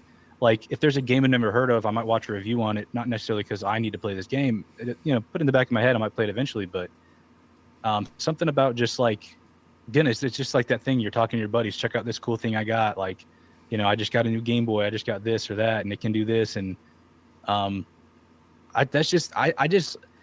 think I just create the kind of content that I enjoy. That's what I'm trying to do, I love that. That's good. Because then you have that motivation of continue making it. Yeah, I actually had a guy in my comments. It was weird. It was kind of like a negative comment. I made a YouTube short about one of these retro handhelds, an Ambernic device, and he's like, way to make a review that just tells me about it, but doesn't actually provide a link so I can buy it. It's like basically like useless. And I was like, oh, so they want me to pimp the device or whatever? Like I'm trying to sell it. Yeah. It was funny. It didn't enter my head that I should put affiliate links. I think you said that, which makes sense. And I've started looking into that because if people like the video, they like the device, you're helping them get there. So it makes sense, and I get it. But it was just funny because I hadn't thought of that, and he was mad at me because I didn't have an affiliate link. And I was like, what? Well, you have to remember, in today's world, TikTok world, every single video has a product attached to it now. Yeah. That's just, they show the product and they're like, oh, well, I want that. Most people are shopping, at least the Gen Z, earlier millennial, that's how they shop. Is just real quick, little small things. So I think that's just part of the culture. And so when I was suggesting affiliate, that's part of what my channel is affiliate marketing. And I saw that and I was like, man, this is really good content. The last video we watched on your channel was talking about it was the handheld, and we were looking at several different things on it. What was the handheld? Yeah. RGB, how could he RGB 30? There we go. And looking at you do that device, I was like, man, this is like the biggest selling point for this. Hey guys, make sure you check out my Amazon link. Go check out my AliExpress, my whatever the case link. It would have been another opportunity to fund more. Hey, because of your investment in this, I was able to get this. Let's review this kind of a thing. So that's awesome, man. I think that would be a good next step for you. Yeah, I've already looked into the Ambernic, how to get affiliate links and stuff like that. So I'll probably start doing that from now on. Yeah. Okay. All right. So making videos since 2010, right? Mm-hmm. Yeah. What was that progression? I've asked everyone kind of the same thing. Software wise, what are you using right now to edit? Premiere Pro. Were you always a Premiere fanboy all the way through? Yeah, unless you count, like I said, iMovie. That was the first thing I used. I think we all used iMovie a little bit. But no, I use all the Adobe Creative Suite, or Creative Cloud now, but all the Adobe products. So that was just natural for me. I already knew the ecosystem. I knew Photoshop, Illustrator, stuff like that. So when I was looking to start editing, it was just was like the obvious choice for me. I was like, I can learn this whole other thing, or I can just do the one that I already know the whole operating system, that it's all interconnected. And so, then I enjoy it. And I think it, great program. Yeah, totally. I think and that's another point is, if you have the tool and you know how to use it, why not? Yeah. Right. So learning new things is learning new things, but sometimes acquiring new talents just slows you down in some ways. And so me going into DaVinci Resolve was to test myself, but I still use Premiere all the time, man. And maybe this is this whole thing is like, hey, this is a promotion for Premiere. Guys, make sure you use my affiliate link when you sign up for your Adobe. Adobe Creative Cloud. Yeah. Crazy, man. So we used Adobe, we go through it. You still use Adobe today? Yeah. Okay. Yeah, still use Adobe, Adobe Premiere, Photoshop for thumbnails, After Effects if I'm trying to do something fancy, like all that different Creative Suite stuff. Yeah, totally. Okay, so let's talk about where you are, what goals you have pushing forward, because where you are with your channel right now is really exciting, because I think that you're on, and this is the truth, and this is not me like floating or anything like that. You have some really good content, really well written content.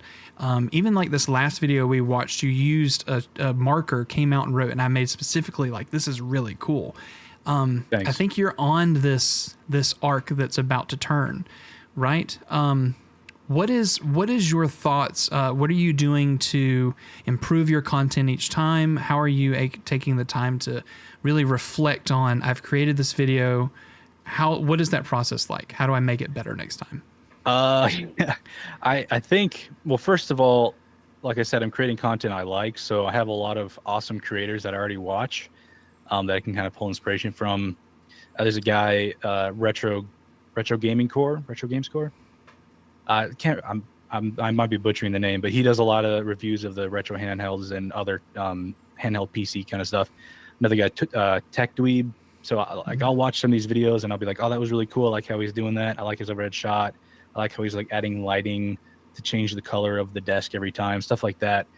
And I just, a lot of times I'll just watch my videos like over probably too much.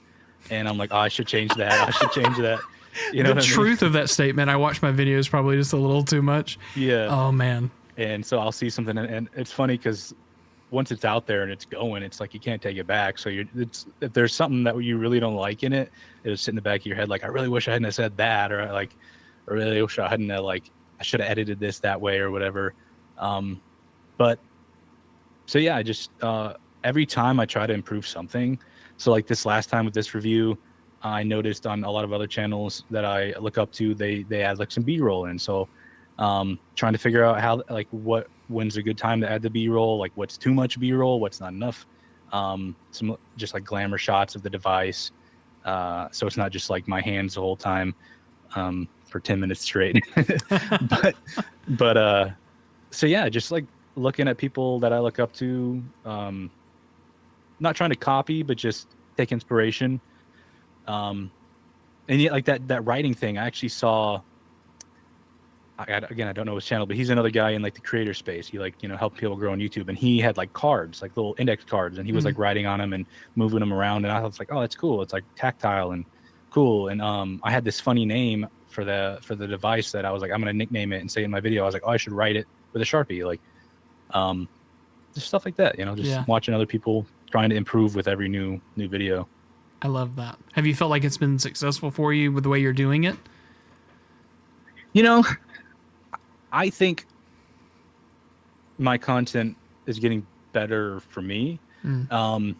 Not every upload is not getting more views necessarily. I mean, my channel's definitely going in a good direction. I'm very happy about that. But that does sometimes, like when you try harder and then it's, it might be like 3 videos and your best video is still 3 videos back or 4 videos back or whatever. And you're like, dang, I was trying harder. My best video is the only one that's really performing right now is the one I did like a month ago. But I feel like for myself, I'm improving, and I hope that eventually that leads to the others finding my stuff as well. Yeah, totally. And I think the content you're making is kind of along the same lines as what a lot of the creators in your space are, which is evergreen content, which means that in 6 months, it's still relevant. In 12 months, it's still relevant. So even if it might not go off today, 6 months from now, it might. I mean, I had a video that was like 450 days, 460 days, where it was under 1,000 views, and now it has 400,000 views on my channel within like a year. And it was, I changed nothing. And maybe, and that can be the solution for some people. It just happens. Maybe that's interesting, because I've heard stuff like that. Yeah.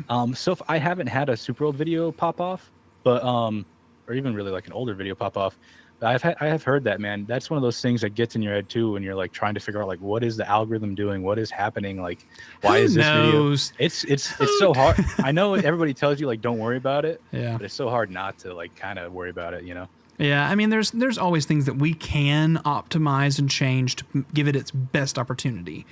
But in the end, you know, what really changed for that one video was that it was around Christmas time it popped off. And Okay. it was a time that there was these huge sales. It was a monitor video, by the way. This is about monitors. And it somehow struck a chord, and then it just kept going for the next few months. So whatever the case, it doesn't matter what could happen. It could be someone who blew it up on TikTok, like that Amber Nick device that you just did. It could be like the most popular thing on TikTok you never even knew, but then they're searching YouTube for more in-depth reviews and they find your video. Right. I mean, it could be so many factors. So yeah, I wouldn't worry about like the video you produced today is not like popping off compared to the previous ones. In your niche, you need to think that long game piece. You're not making news content that's like gone tomorrow kind of thing. Right. Anyway, okay, let's get back to what is your where are you leading with this? Are you doing this just for fun? Do you want to do this? You know, what I didn't even ask. What's your your day job? What do you do? I'm a screen printer, so I print T-shirts.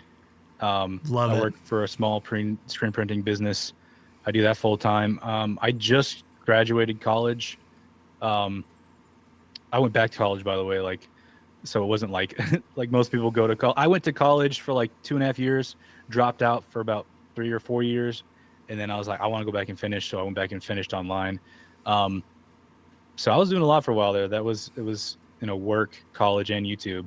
I just graduated a couple weeks ago, so finally, hopefully, I can now dump a little bit more of that time into the channel. But yeah, so I do YouTube currently for fun. At least I try to think of it that way. There's always that thing in the back of my mind. It's like, wouldn't it be, dope if like one day this could be my job? Yeah. But I try not to focus on it too much because I feel like if I do, it could like lead me to like a dark place emotionally, because if my growth slowed or if I just wasn't getting the stuff I wanted to, I don't want to put myself in that place where I'm just like hyper focused on that. Yeah. Because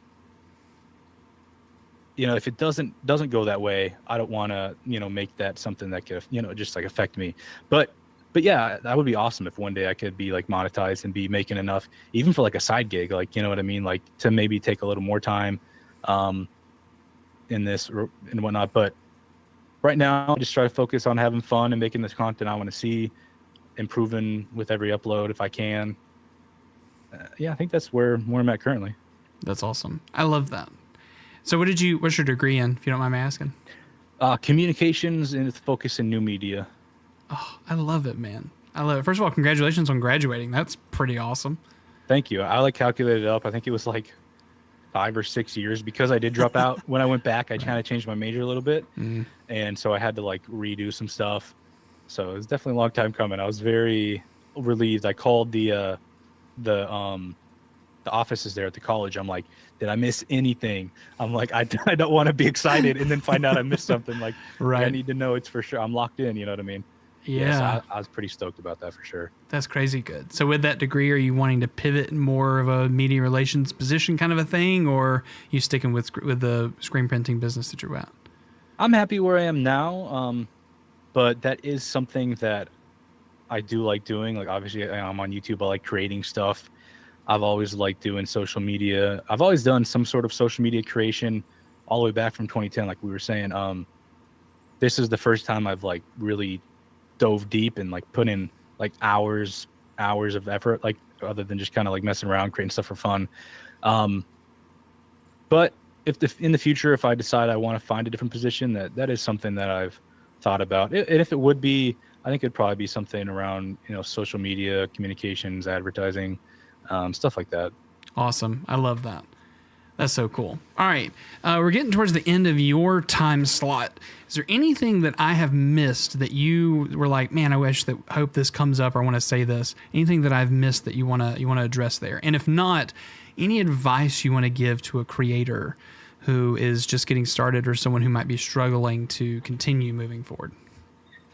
Yeah. So I would say one thing that I like about your channel over other kind of YouTube creator channels, or I guess is that what would you consider your channel? By the way, that's a good question, Brother, that's a great question. No, my 'cause I know you whole do a lot of tech stuff. yeah, my whole channel is to educate, and it's Okay. to give options that a lot of people wouldn't have the opportunity to. I see myself more as an education channel, and most of that has to do around tech was my get to the point, and educate is what I do following that. Okay. Yeah. So I did want to say, like, I really appreciate when you talk about sometimes like the emotional side of stuff, or like getting in the right headspace or getting out of a negative headspace. That's something that's helped me a lot. And I think that's important for new creators as well, to just realize that most people don't pop off that quick. I've probably been fortunate to get to where I am as fast as I have, at least in terms of like when I tried to relaunch. Obviously not since 2010, but if you count when I actually started, putting in effort. But even then, it's like there's always somebody ahead of you. There's always somebody doing better than you, and so you gotta just look at the wins, look at the positive stuff. I know, like for myself, I hit 1,000 subscribers, and I was super stoked. And like, I kid you not even the like hours later, I'm like, 1,000 is not that much. Like, It what I mean? totally is. It really is. Don't underthink it. It is. That's true. But that voice in the back of your head's like, you're not even monetized though. Like if you ever, you got to get this further. Like, but it's dumb stuff, right? And it's not the right way to think. But I feel like a lot of times that's that small voice in the back of your head that's always there. That's kind of like, just trying to get those bad thoughts in, or just like, hey, you're not, you may not be good enough, or you're not going to measure up, and so I just encourage people to look at the good stuff. Like if you get one bad comment, look at the likes. What's that one bad comment versus the likes on your video? How many subscribers did you get from this video versus the 2 people that said something stupid that, got in your head, and you're trying to, don't worry about that stuff. Just look at the positive things. I guess that's what I'm trying to say. Yeah. I think the whole point of seeing everyone's journey, and I hope that that's what we're going to convey with these.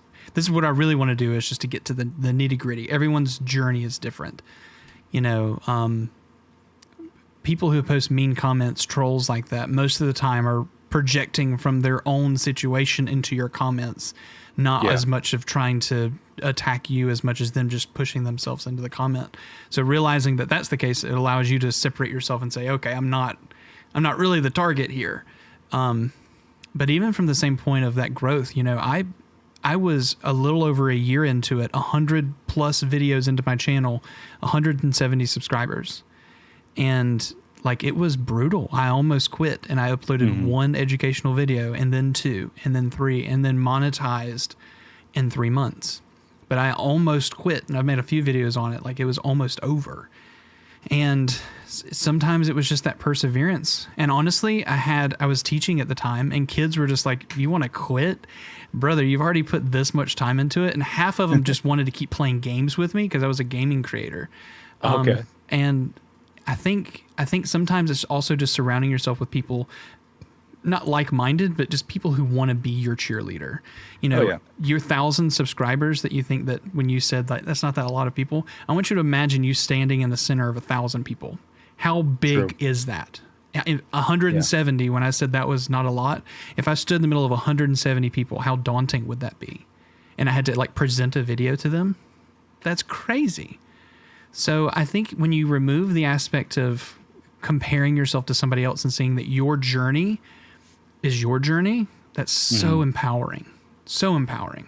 I just hit 21K, and I'm just like, that is crazy in my mind. But in that same case, I've always had that same point of like, well, Harris has 600 and something. He's a competitor in my space, but not competitor. He's just a sister channel. Right. It's that same point. I've had the same thing. It doesn't matter that I'm where I am. It's about what I even struggle with. So I totally love that you pointed that out. All right. Favorite Pokemon, man. Come on. Give me something good. Trico. Oh, Gen 3 grass. Gen 3. He's my first starter, so taking it back of the day. My first starter, Trico. Were you a Ruby or a Sapphire player? Sapphire. Oh, yes. Yeah. Yes. See, my brother always got the the red and I had blue. He had Okay. gold, I had crystal or silver. He had, ruby, I had sapphire. I was always the other. Yeah, it's always complicated because people, if I'm ever talking about Pokemon, like, what's your first game? Technically, the first one I played was Gold, but it was my brother's. So my first game was Sapphire because that was the first time I had my own Game Boy and everything. And Trico. Oh, Trico. Love the Trico. little what is that, like a wheat thing he has in his mouth that'll like. I always thought it was just broken pixels, if I'm being honest. I was like, oh, this is really, he was just like a piece of hay, basically. Yeah, like wheat. yeah. Yeah, that's crazy, man. All right, Zach, I wish I had like another 30 minutes to talk to you, brother, but we got to move on to Zebulon for this one. All right. I want to go ahead and say thank you so much for coming on. I'm really excited about where your channel is and where you're going, and I hope to continue to see this huge positive growth that you have, and I hope to be a part of your story in some way. For sure. Thank you. Awesome. Zach, thank you so much. Late Night Nostalgia, if you want to find him. Normally I just ask, but I think we're running behind a little bit. At LNN_plays, is that correct? Yep, that's how to find me the easiest way.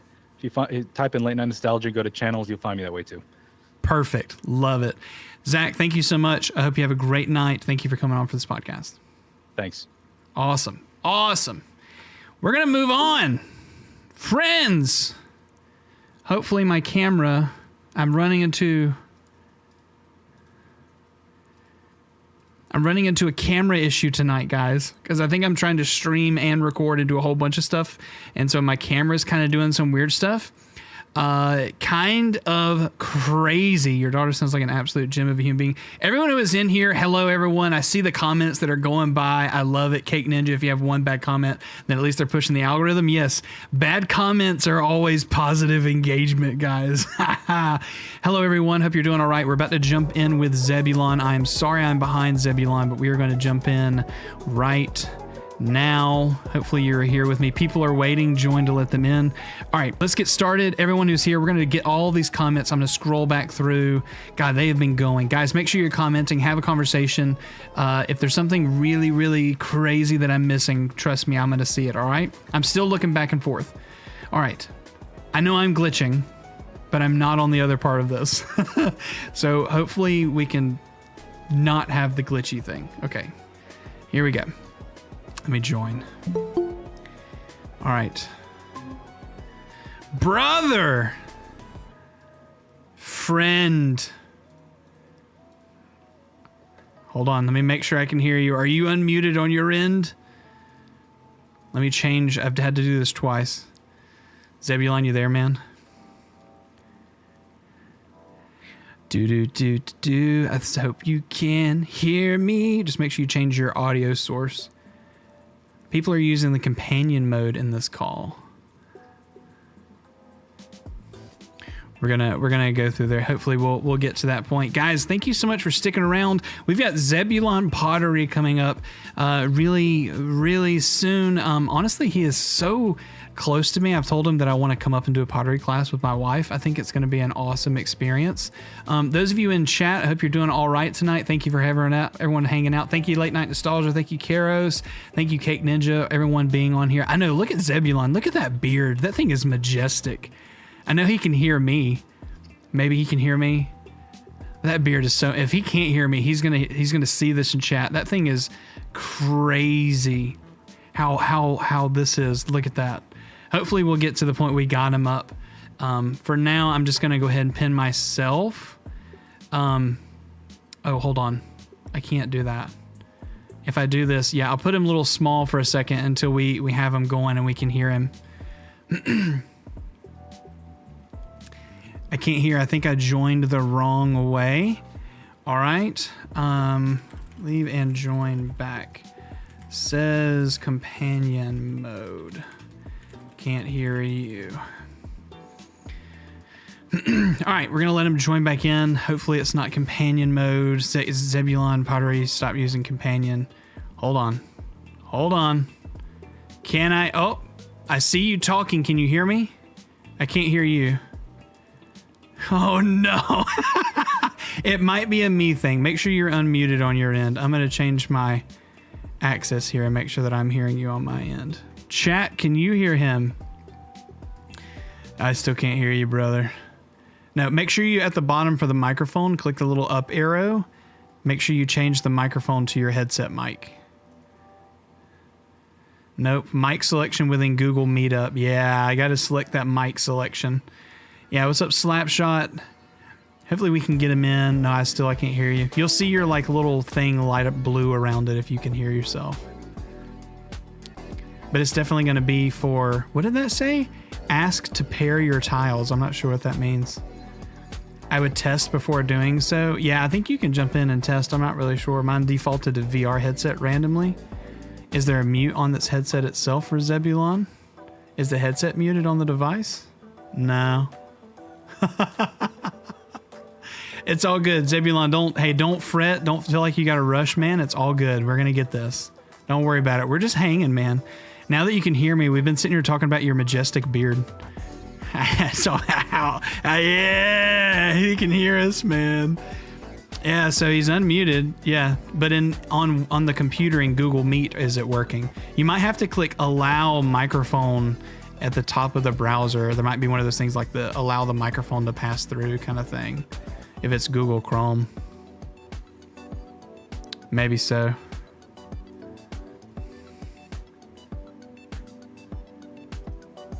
Something like that. You hear that now? Yeah! All right. I'll just play through my webcam. I don't know what it is. That's fine. We can hear you. That's what matters. That's okay. All right. I'm sorry about that.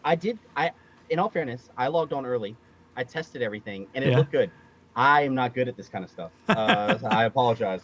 Hey, you're good. Hey, listen, you solved the problem, which means you're great at it. Oh, well. Okay. Listen, that's what's working.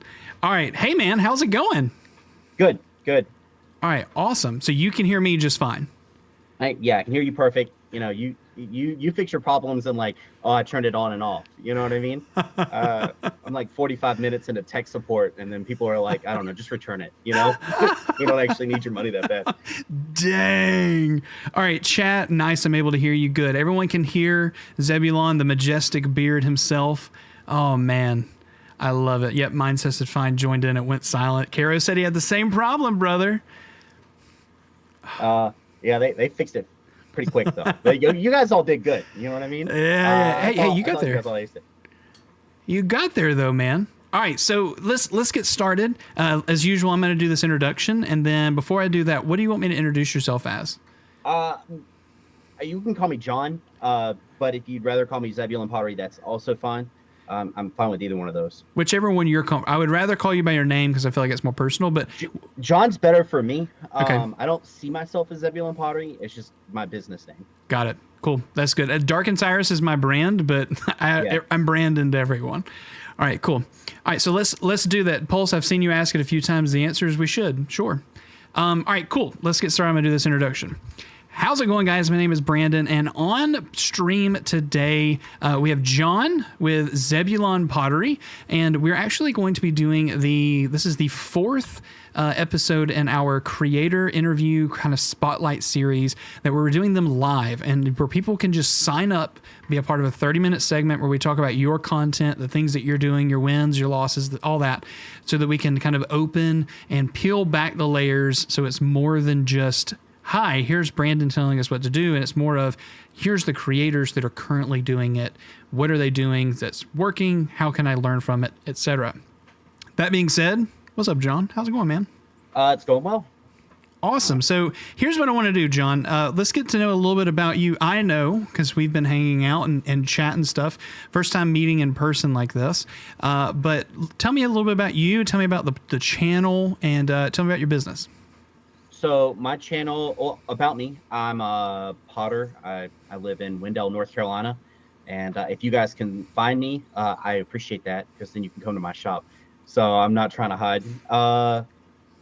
I've been making pottery for maybe 20 years. I've been teaching for almost the same amount of time, which is kind of a crazy story. And then my YouTube journey is, I'm a big fan of like things that kind of interweave, and YouTube is just a portion of my business that I see a way of like using Amazon affiliate links to like generate income, and also just answer really simple repetitive questions that I get all the time. And that's kind of an interesting thing where I make videos and I think like 7 people are going to watch this, and it does better than I think it's going to do on YouTube. Love that. Love that. So for your business, we mentioned a couple different times. I know it. We've mentioned a couple of times. Tell us a little bit about Zebulon Pottery and the transformation that it did from the start till today. So I started Zebulon Pottery. Well, I'll go back to the very beginning. So as a hobbyist, I'm a big fan of like making the things that you enjoy your like side hustle, and then making that your main hustle, and then that's kind of how I live. So I took pottery and became like an at-home or a potter, like an at-home potter, and then started going to like farmers markets and things like that, and then churned that income from there into like a brick and mortar, where like now I teach classes and we have like memberships, and then the studio kind of works like a gym. So we have like a key fob where you can come in and use the equipment. Pottery is one of those things where a good setup is going to run you anywhere from like 10 to 20K. And so what we do is we lower the barrier of entry and let people who either don't have the space or the money start small, and then actually develop.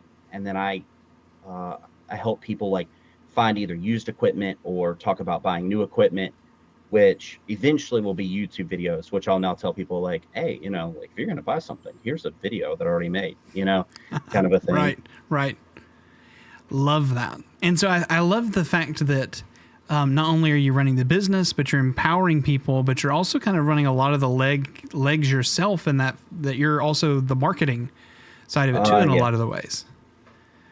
Yeah, that stuff is taxing. And so I think that's one of those things that I really want to outsource. And I'm actually meeting with like a marketing person tomorrow to really talk about ways of making that easier. I think there's things that are important to understand. Like there are things that if you're not passionate about, you're never going to push that boulder up the hill. So if you know that like, I don't want to do this, it's better to outsource. And if you're going to do it on a very like short term. I know that I'm doing this sprint and I'm hoping to be able to pass that baton before I gas out. And I hate marketing. I hate like you can basically go and you can see that like if you go to my social media, you'll see that I always post at like 3 o'clock in the morning, and it's never like the right time to post. But Right. I'm a firm believer it's better to be done than not. So Right. I'm not optimizing, which somebody else will take over that, and then I'll tell them at 3 o'clock in the morning. I'll send a message. I really wish I was optimized a little bit better. So it's just shifting gears here. Yeah. Yeah, but I love that. So, and I think you made a couple of really good points there that I think we can apply to this this conversation. We're talking about being a creator and things like that, and specifically your whole journey as a creator, but honestly, you as a business really is what we're talking about. Finding that opportunity of what works well and what you know is your strength, and then also what is your weakness. And sometimes it is about outsourcing your weaknesses to break the barrier to the next level, right? And it sounds like you've reached that point where you know that, because it sounds like you're meeting with someone to help you. I think that's a good way of like looking at it. It's sometimes like, I think there are things that are worth fighting and then things that aren't worth fighting. I have a really good buddy who once told me like nothing bad comes from hard work. Either you're successful or you learned, and so Right. like I always look at that, like the YouTube grind right now. I've kind of given myself a year. I'm getting ready to purchase tools to like learn how to use YouTube better. Like maybe this is a good question. Maybe I'm jumping out of line here, but Sure. Go ahead. I want to buy like the vidIQ, like not the coaching. I looked into it and I decided I actually don't like the way they do the coaching, but I do like the tool. And so one of the things is like, in your opinion, if your channel's not making money, because a lot of this to me is literally like an ROI, like a return on investment kind of idea. Like Yeah. I'm looking at this and saying, is YouTube actually worth my time? Right. And I think it's important to say, I think you have the time that you make. I work realistically like almost 80 hours a week, and then I'm now putting like almost 20 hours into YouTube a week. So it's like, it's a lot of time. Yeah. And Yeah. I think you got to look at things and you can say, like, you get 3 things you can choose, like your work, your family, or your friends. Always. And I told my friends, like, here's the thing, I'm not going to talk to you guys for an entire year. Like, I'm going to try to make Brother, YouTube I'm work, cutting you off. you know? And I was like, hey, if I have some days off, I'll let you know. Like, Yeah. and I'll message and I'll see if they're available. But like, no hard feelings. Like I used to have people I played video games with, and I just told them, I was like, hey, you know, it's one of those things. Like, if I want to make this work, I'm not going to cut back on like my 9 to 5 or whatever, but I will cut back on the stuff that, you know, like you just sacrifice. Hopefully the friends will be there afterwards, and maybe that's a little unhealthy. I don't know if that's like maybe you guys shouldn't like follow that one, but I'm giving advice, but just by the way. but you know, it's like, I don't know. Like, to me, like when I look at YouTube, oh dude, I feel like all of my thoughts are so jumbled right now. No, go for it. You're good. I'm following along. You're good. When I make a YouTube video, so I went to school for art. I look at a video as like an art piece, something that can objectively, like if you're painting and you take a step back and you look at it, some of the painting process is actually just sitting there for 10 minutes and looking.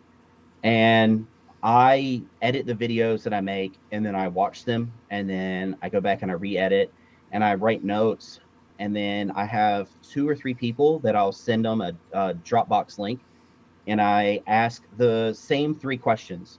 When did you quit watching? When was it like, okay, dude, I just started watching TV and I just let it play through? Like, check that timestamp of when you got bored. What was confusing? What did you not like about it? And then only, like, if you had to give me the worst critique, like the heaviest, like I'm gonna take a big old dump on this project. What is the most hurtful thing that you can say about this? Right. And with those, because I don't need good feedback. If it's like, hey, it's great, there's always room for improvement. So, and you have to take people's opinions and say, like, I'm going to use that or I'm not going to use it. Correct. It's not like, and they know that. I tell them up front, like, hey, I appreciate your input. I might not use it, but I do really appreciate it. Right. And I think that's kind of an important thing if you're going to find people who are willing to watch your content, that you're trying to set that feedback up. Oh, Yeah. Dude, but there's things like vidIQ that analyzes things. All of these things are just like little bits of information. But I watch my videos and I think, oof, like right now, my goal is like 100 videos, and then start like trying to refine and make things better. Sure. At the same time, I'm still trying to refine and make things better. But there's a question of like, so like my wife gave me the okay to buy your coaching thing. Sure. And so the question is when okay, all of that to get back to the point. All right. I'm Chat. sorry. Everybody else had a really good one. We're live streaming this right now. Chat, are you? The question is, I've followed along this whole time. Okay, chat, have you followed along this whole time? Keep going, Zebulon. Like, Go ahead, John. This rabbit trail is going every direction but straight. You know. Yeah. The question is like, I think most people who are watching your content really want YouTube to work for them, right? So Right. The question is there's a time to learn and just do, and know that you're not going to be successful. And then that's like, you're learning the game.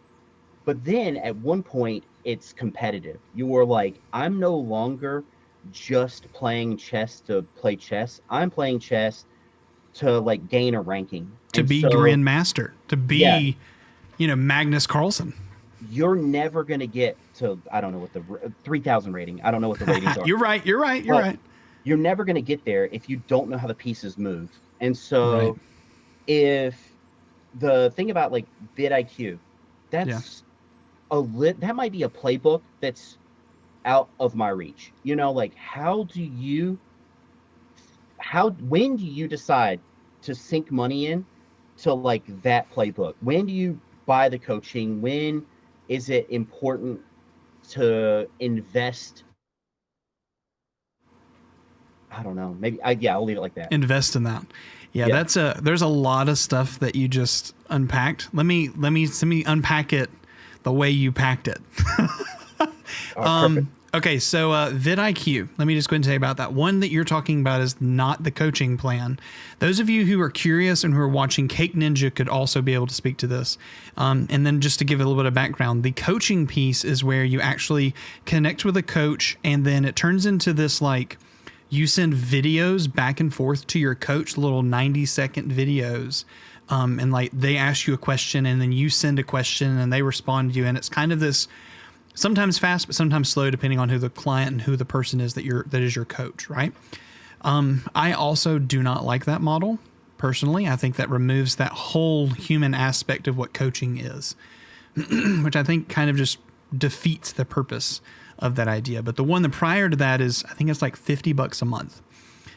You can try it for a month. I think Think Media has one code. Think you can get it for $5 for the first month to try it. Not that I'm promoting Think Media's affiliate link, but I don't have one with them, so go use theirs, you get the same thing. Anyway, so do I find that there's a position or a place in content creation that says that now it's time to invest in tools to better yourself? I think there's the moment where you realize, just like you said about marketing, when you finally figure out, I don't have the knowledge or the tools to accomplish what I'm trying to reach. vidIQ is one of those tools that I don't understand SEO. I don't understand titling. I need someone to kind of help me frame my videos, and by using some AI. That the one benefit of that plan you're talking about is the AI bot has full access to your channel analytics, and they're able to see everything from your viewers, your retention, the click-through rates, everything. And you can ask it questions like, why did this video not perform? And it can intellectually break down that stuff and tell you why from its perspective, which in my opinion is a very valuable tool for those people who do not understand all of those numbers. Now, there's a point, like I've been paying for it, that plan that you're talking about. I used it for about 2 weeks and realized that I'm past that point because I understand those numbers. That's because I've been doing it long enough that I've had to learn why those numbers work. So I've moved past it. I've kept it because I want to make some content around it, basically. That being said, from someone in your position where you're a business owner, is that $50 investment a month going to yield the return on affiliate income, ad revenue, things like that? That comes down to how you're going to use the tool. Is the tool to revolutionize previous content, change that optimization, and then up it? Are you going to use it to fuel further scripts, which could make like script writing easier as well as recording videos easier? Are you going to use it to conceptualize concepts for your new marketing person that they then could also use the tool and kind of speed up their kind of job in the same case? If the answer to any of those are yes, the tool is useful. But in that same case, you can have every tool in the book, but if you don't know how to effectively use it, it's just like having the potter's wheel, but have never been shown how to throw the clay. It's the same exact idea. You can have every tool in the book, but you have to know how to use it. And with that chatbot, that is the selling point of vidIQ. If you don't know how to appropriately talk to it, and it has some pre-made prompts that are good, but if you're intellectually understanding, act as a YouTube, the prompt, you are my YouTube copyrightist. Please break this down and go through this in 100 to 200 words or this in a bulleted format, and provide me 3 different opinions on this subject. And that's your prompt. That's a really direct, useful piece, rather than why did my video not perform? You're going to get different results. So if it was me, when it comes to the creating content part, I think creating 100 videos is a great thing. And it could be 10, it could be 200.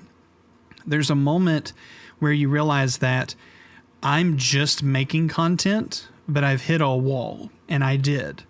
And that wall was, I can continue to review a product and post it. I can continue to review a product and post it. But what's going to make me stand apart? And what made me stand apart was more methodical, making sure I said everything that I needed to say, but keep it simple enough that it didn't overdo it for the viewer, but from an educational standpoint.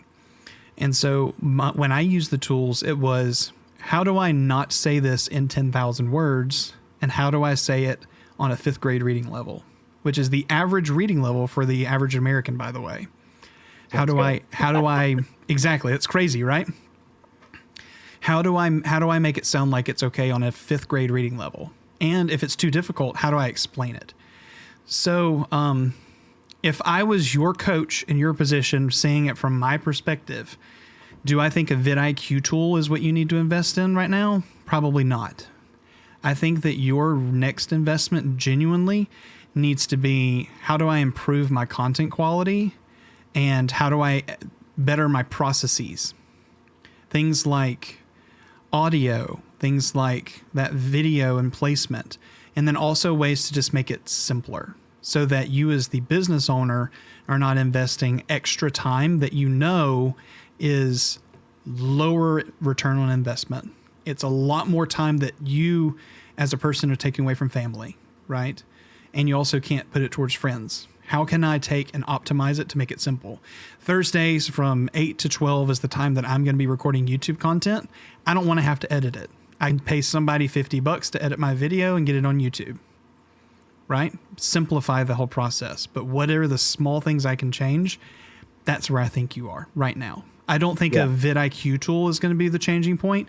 I think you could spend that $50 on a good camera stand and a really good like microphone, even if it's just a microphone, and have much better success. I've already bought those things. So okay, good. I'm on the second stand, and Okay. then I'm technically on my second lapel mic. The first lapel mic I bought was I don't know, it just was awful. Got it. Then I thought I could figure it out, and then I don't think either I'm not smart enough, or actually it's bad. It could be either one. The other one, it just works. So Well, good. I have no idea. Well, maybe it's a call to sit down with someone to help you understand and answer the technical questions. You know, Yeah. how do I, is this right? Is this not right? Can we test this? Maybe it's a more technical conversation. That might be fair. more what you invest in. Maybe it's someone who's local. Maybe it's a kid. Maybe it's me. You get onto a call and we just break that stuff down. Not saying that I'm selling you my services, but Darkened Cyrus.live. No, I think I think it's the same you should. thing. Yeah, because you do have something to offer, and I'm a firm believer.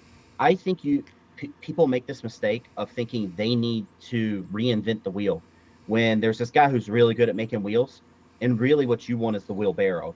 And so, like, that wheel is very important. Yeah, you could spend the time to make it, or you could just go buy the wheel, or figure that setup and then get to work.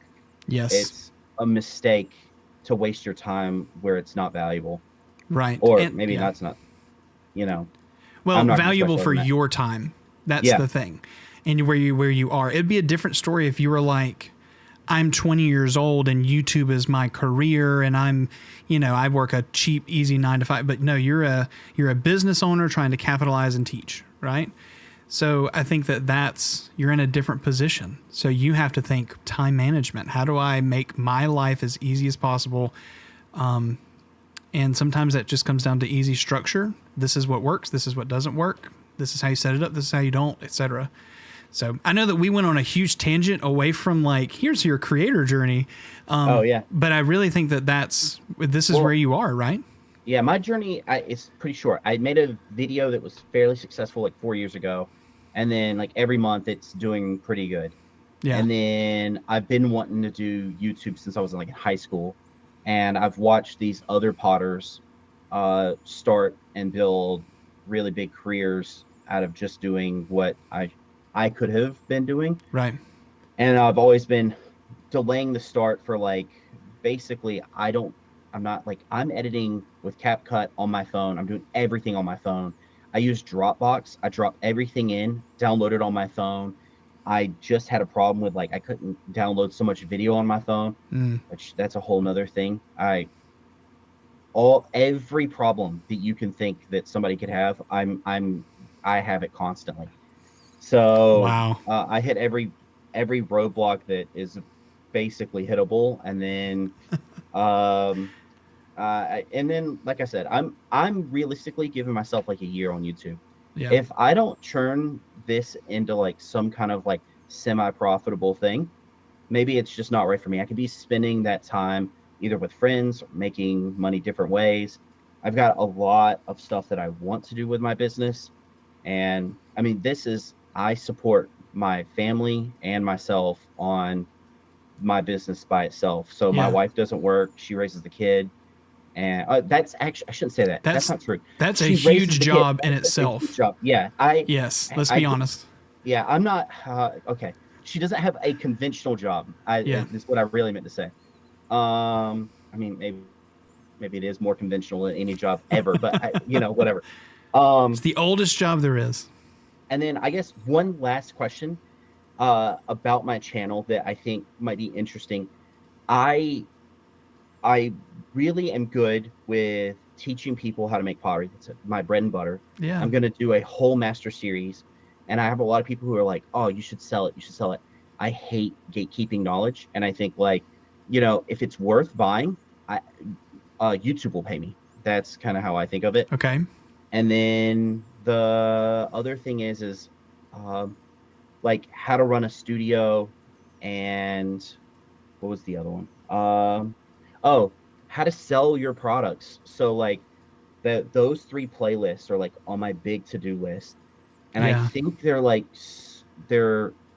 I could like zoom out and say like they could be separate channels. Sure. But I have no interest. I mean, I would not do separate channels. Yeah. Wow. We're thinking really big picture here, and I love that.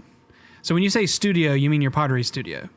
Yeah. So, I mean, if you wanted to be a potter, what do you need to be a potter? And what are like your, like safety wise, how do you actually mop the floor? These things you think are simple. I'm telling you right now, I've spent over maybe $600 in playing around with mops. And I can tell you, I know the right mop, and that's on the list of videos. I'm a big like roadmap kind of guy. Like I plan what I think is interesting.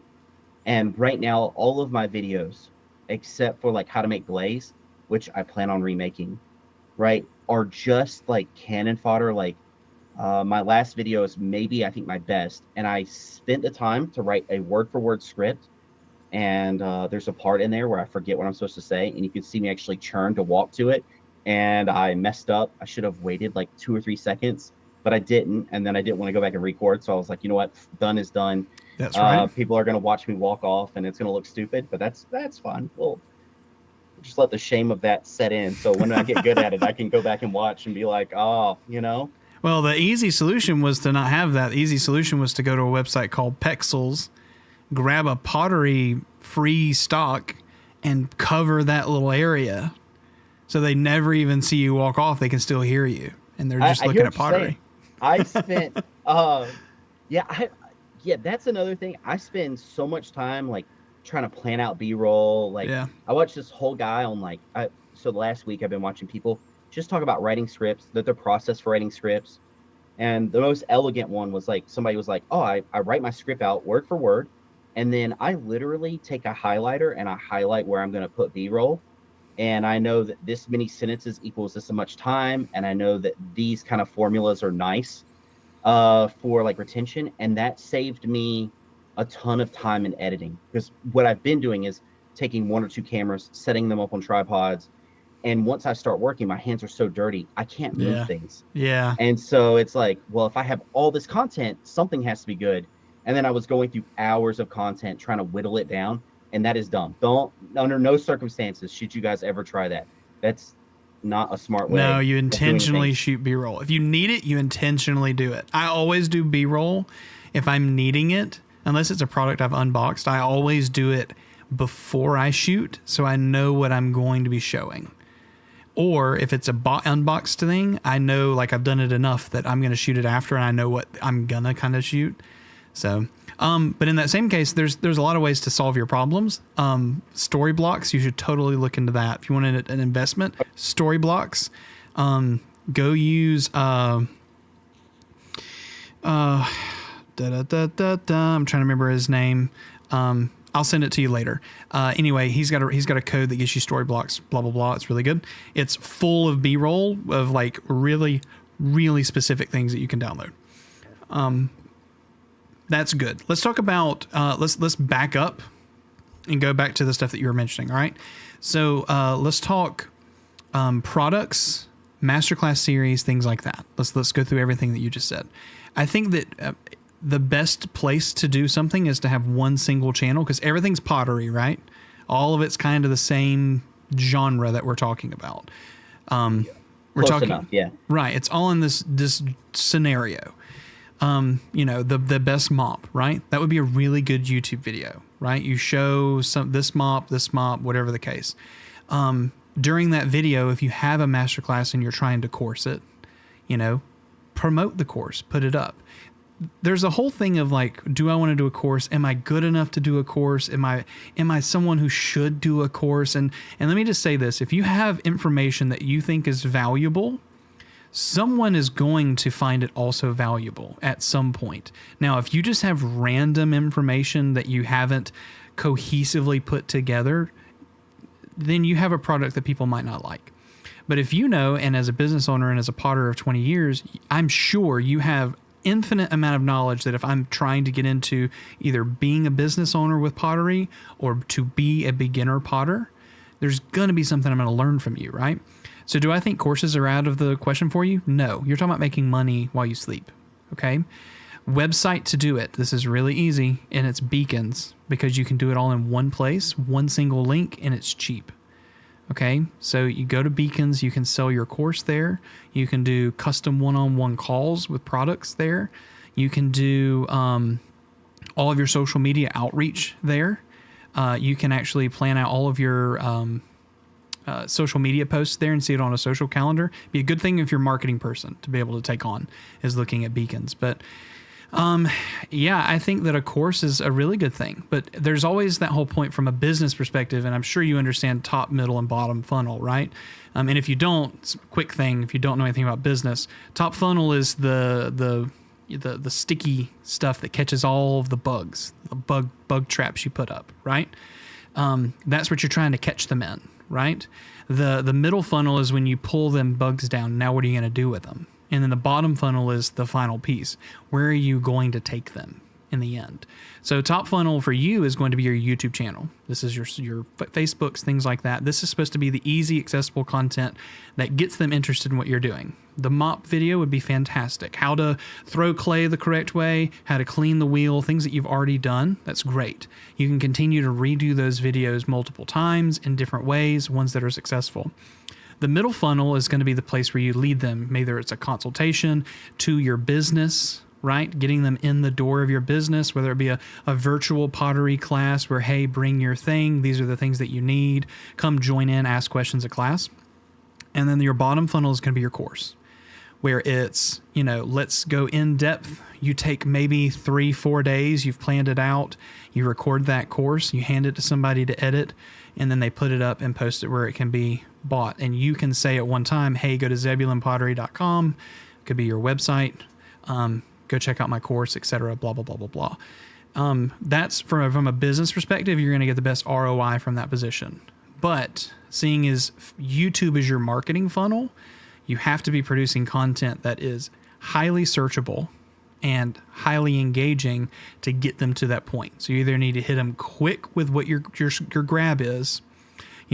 Hey, I've only got 13 spots left in my course for this upcoming session. So please make sure you go check that out. You're going to be able to get direct access to me and anything that I'm currently working on in the studio. You get a live one-on-one call with me to be able to see where you are in pottery and just offer quick advice for a 60-second or 60-minute session once or whatever, right? That course could cost $60, $50, right? And the value that you add there, and you take 100 people that you get on that course, you multiply that, you can see the investment, right? Yeah. So I think that that's a really good thing. You start with a simple course, step it all the way through. When it comes from a studio perspective, what do I need for my studio? That's a really good series on your YouTube channel. Leave some stuff out that's the deeper conversation, right? The really nitty gritty stuff. Like, these are the huge pitfalls that I figured out. At the very end of it, you can be like, hey guys, if you want to make sure you find out a lot more in-depth stuff that I go way too deep into than just a regular normal YouTube video, you should check out my courses where I go really far into this.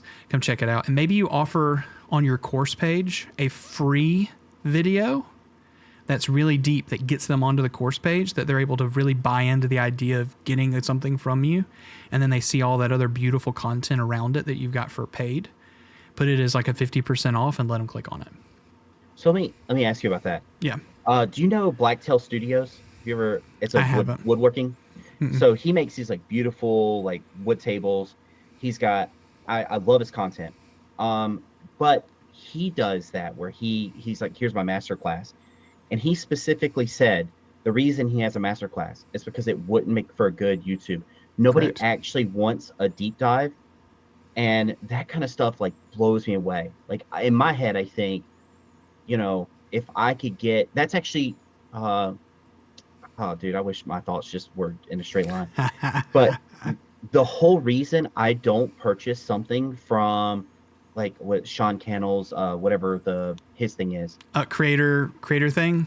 Yeah. Yeah. So the reason I watched all of his YouTube videos. Yeah. Don't get the Sean Cannell thing. It's not anything I have against Think Media, but it's not worth it. It can't be different. It has to be regurgitated, the same stuff. All of his videos, I'm not trying to dog on the guy. It's great content, but he has this like, if you've watched any more like 100 hours of his content, you start to see this pattern. And maybe like he's just getting people in waves, and it's just like new creators come all the time is what he's doing. And I have a hard time building trust with like, is it worth buying this? So maybe that little snippet of like, here's what you're actually getting is a good idea. Yeah. But I mean, and not just here's what you're actually getting. Like, give them a valuable video that you would consider a course style video that's not necessarily series based, but just a one simple thing. And maybe it's a studio video. Here's the things you have in your studio, and be like, if you're curious about if you're wanting to start your studio and things that you would want to do, I have a video on my course page that is free right now that you can go check out. They're getting full value, something that is longer. It's a lot less edited, maybe. Great ways to be able to get into something. Yeah, I think that's a great way. And that brings them over, and then they can say, if it's not valuable, and it's not for them. But if it is valuable, they might be like, oh, I like this guy, and I vibe with him. How do I fully connect? Maybe it's a one-on-one of, I didn't really get everything. Can I connect with them further? And that's, now you're getting, you might not be monetized on YouTube or getting as much affiliate income, but your funnel is now making you money because you're sending it somewhere. Yeah. I mean, you definitely get, it's funny. You talk about the funnel. In my head, I call it like a super fan. Like usually you're going to catch people who are just interested. And then you get the people who are interested enough to watch, let's say, 100% of your content. Yeah. The super fans would follow you if you're like, okay, today we're talking about Super Smash Bros. And I know that we've been doing like, they're always whatever. there. They're your people. That's that Sean Cannell. The super fan is Sean Cannell. And there's a book too about the super fan. I bought his book. I went through his whole book, and then the thing is I was like, nothing. Yeah. I mean, I was like, okay, I've heard this all before. Yeah. Not saying, I mean, the book is good. Hey, listen, if you're like an Audible person and you don't want to watch his videos, you want to do it in the car, I think it's it's worth the credit or whatever. Yeah. But I like the idea of a super fan, and it is so true. Let's be honest. You're going to have those people that are consistent there every single time. But you have to figure out how do you get them there? Sometimes you have to lead them to that water. It's not just going to be they find your channel and then, oh, they're a super fan. How do you get them to be? Because in your case as a business, they're not just buying into your content. They're buying into you and trusting your knowledge, your expertise, and who you are. And you're trying to say, like, if you want more, not you have to have more. If you're curious and if you're wanting more, go there. Otherwise, thank you for supporting me on YouTube. You're only helping grow my channel to activate even more people to come here and see it. I have a really interesting business model, and I think maybe the best way to think about things, I think a rising tide lifts all boats. You know, I teach people how to make pottery, and then I have a studio where all of my income comes from people basically being there in person, using the space. And then there's this thing where people fall in love with something, they become your friend, and then there's always this awkward conversation of, Yeah. I really want to buy my own setup.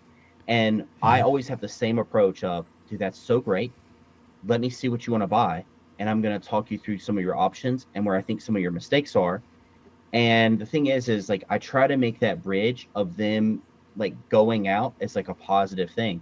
Yeah. And that way I always tell them, like, if you ever have questions, you can always come back. I am your friend, you know? And the thing is you would think that that would hurt me.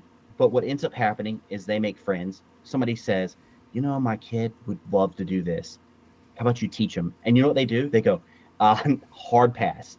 You know what you should do? You should go talk to John. Yeah. You know, and they'll send their friends. If I've had people who literally spend $10,000 building their own setup, I go to their house, I make sure everything's right so their house doesn't burn down. And then when their in-laws come in, they literally will pay hundreds of dollars to set up like a private class just so that they can, and it's like, these things are in your backyard. It's, I think there's something like about that where you're taking care of people in an honest way, where I think that really, that lesson applies really heavily to YouTube. If you look at it like, I'm just here to help people and that's really your goal, you're going to grow. I think, you know, I'm not. In essence, like you should, right? Yeah. I mean, sometimes maybe you're trying to help people and maybe you haven't figured out how to tap into the market, or, you know, yeah, I think that's probably the best way to look at it. But I think that's one of those things. If you're helpful, I think those things, like that way of thinking about stuff, like I don't have competition, but I do compare myself to others, you know, like I'm very much, I'm going to watch these other potters and I make friends with them. I've made friends with a bunch of other people in my space. And I literally was like, how about we share analytics? How about we talk about what's working for you? And I'll tell you what's working for me.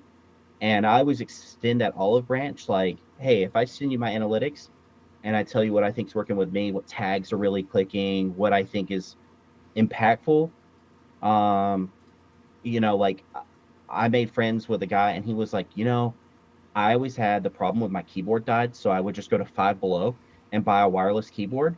And that's the same problem I had. I was like, shit, what am I going to do? I put things in a garbage bag, and you're like taping where you think the enter key would be. So you're like, is that enter? You know? And he was like, don't worry about it, dude. Just have a gunky keyboard. And he was like, yeah, nothing works here, but where enter is, I always try to hit it right on the spot so it doesn't get water in there. And he was like, it's Five Below. When it dies, I just go and pick up two. So then I've always got that extra one in reserve, you know? Right. And you would think like, how helpful could that information be? But pretty helpful, you know? Yeah. Yeah. But sometimes it's just realizing it and then saying, how do I put it in content? And some of it is, you know, what you think is common knowledge. And this is something I've had to struggle with. What I think is common knowledge, just like in pottery, you know, somebody has that question. Because you had to learn it, somebody else is going to learn it. How do I transform that? You know, just like the keyboard situation. Like, oh my God, how do I stop having this freaking situation? That was an answer, right? Imagine if you had created the content that answered that question. Somebody's going to have and resonate with it. So Zebulon, we are like 50 minutes into a call here. Yeah, I'm sorry. No, you know? No, don't apologize. I'm not saying that because of time. I'm saying that I want to bring this back. I want to round it around to give us kind of an idea of if there's a creator who they're in the situation like you, they're a business owner, they're not approaching it from the aspect of, I was a creator who created the business. which is where I came from, right? I was a creator who created my business. Now I'm here. You are the business owner doing the creation to further the business now, right? You know, I'm going to ask a couple questions in reference to that, and then we're going to wrap up. Number one, how far are you into this process? You said you're going to give yourself a year. I don't think we actually said that. How far into that you are? If I go to my channel, I believe, let me see, YouTube Studio.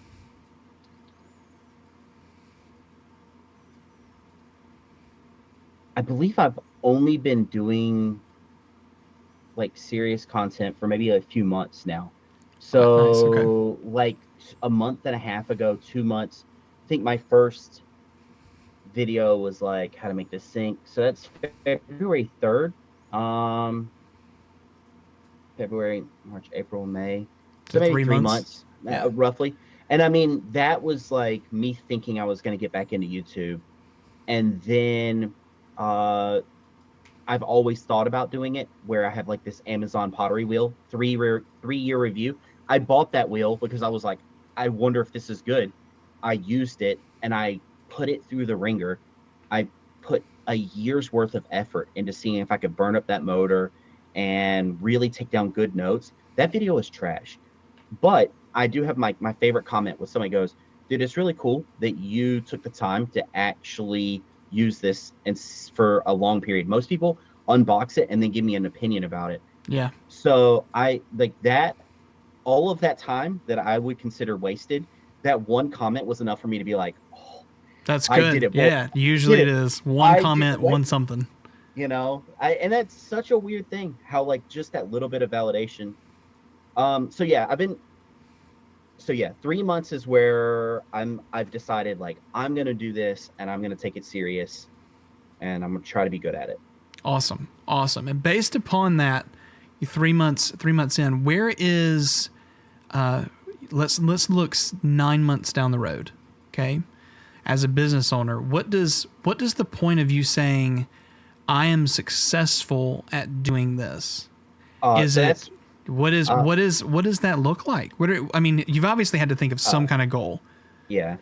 So this is the problem. I overanalyze and I'm a big strategy guy. So like you were saying earlier, aim for the stars, you know, or aim for greatness, and I don't know. Aim for perfection, fall for excellence. Hit greatness. Yeah. And so the thing is for me, the way I look at it is I say, well, if each one of my videos averages anywhere from 5 to 20 to 30 hours of watch time each time I post, they're getting better. So that watch time is tending to inflate a little bit more. That means after 100 videos, I should be monetizable. If I literally got no views at all, like moving forward. So that 100 should technically like monetize me. I plan on being monetized in like the next like 3 to 6 months. Right now, my strategy is all about how do I make good content? And that is such a hard thing to look at, where I look at other potters and I know, okay, these guys just hit record and then they go around and they don't have, I mean, we're all like in the same, we're the same person. This right here is awful for you. I mean, I'm what do you mean awful for me? What do you mean? Oh my God, dude. I'm like a firework. I just poof, and then like I don't even know where I'm going. I just know that I'm going out.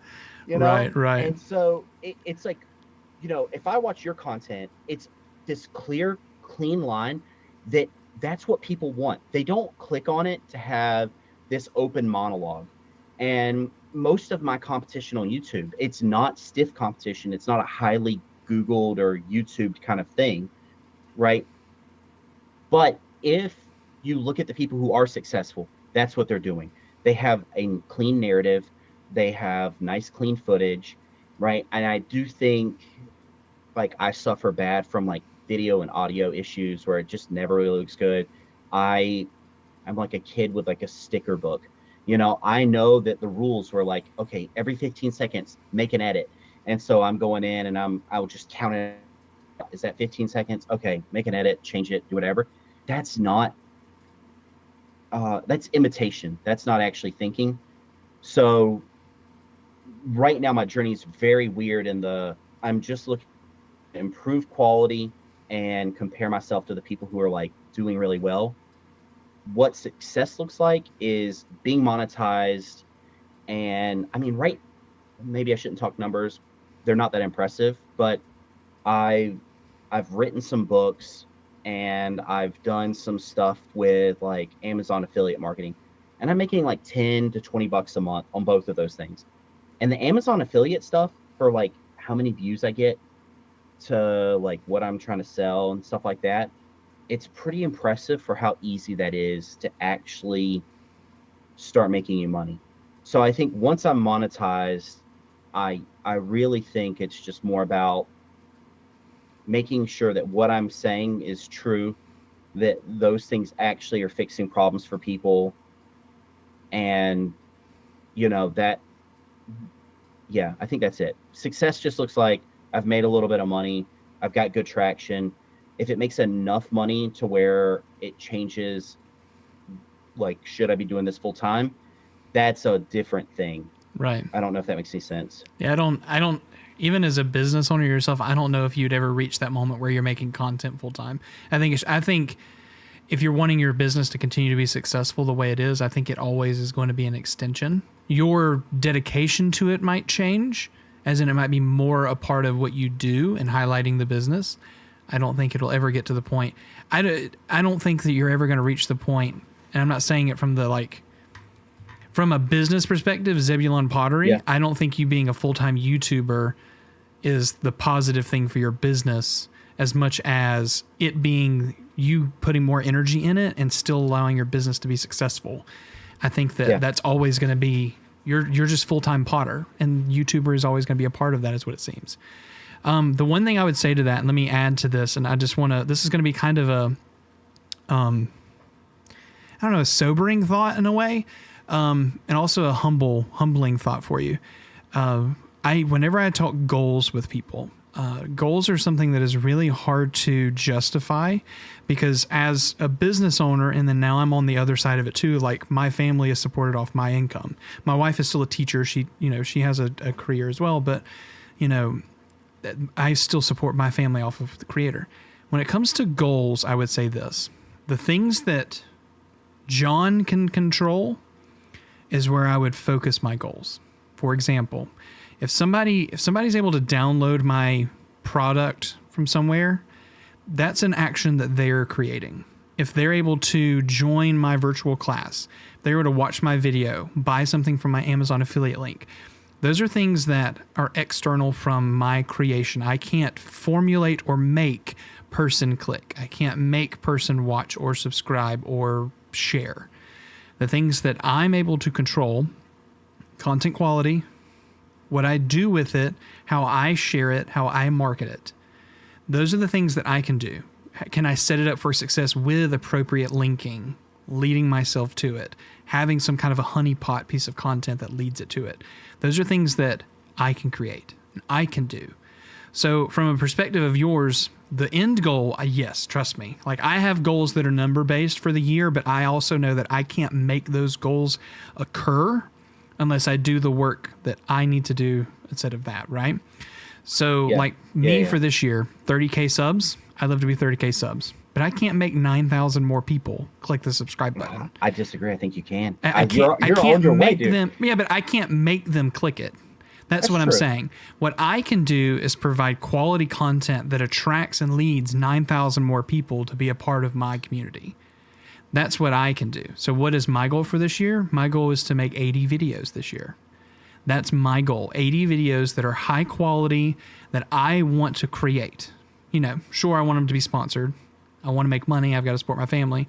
But I want 80 videos out. I know that I can create that. And if I fall behind it, then that's on me. If it's one of those things that, from a monetization standpoint, I wanted to be monetized the day one, right?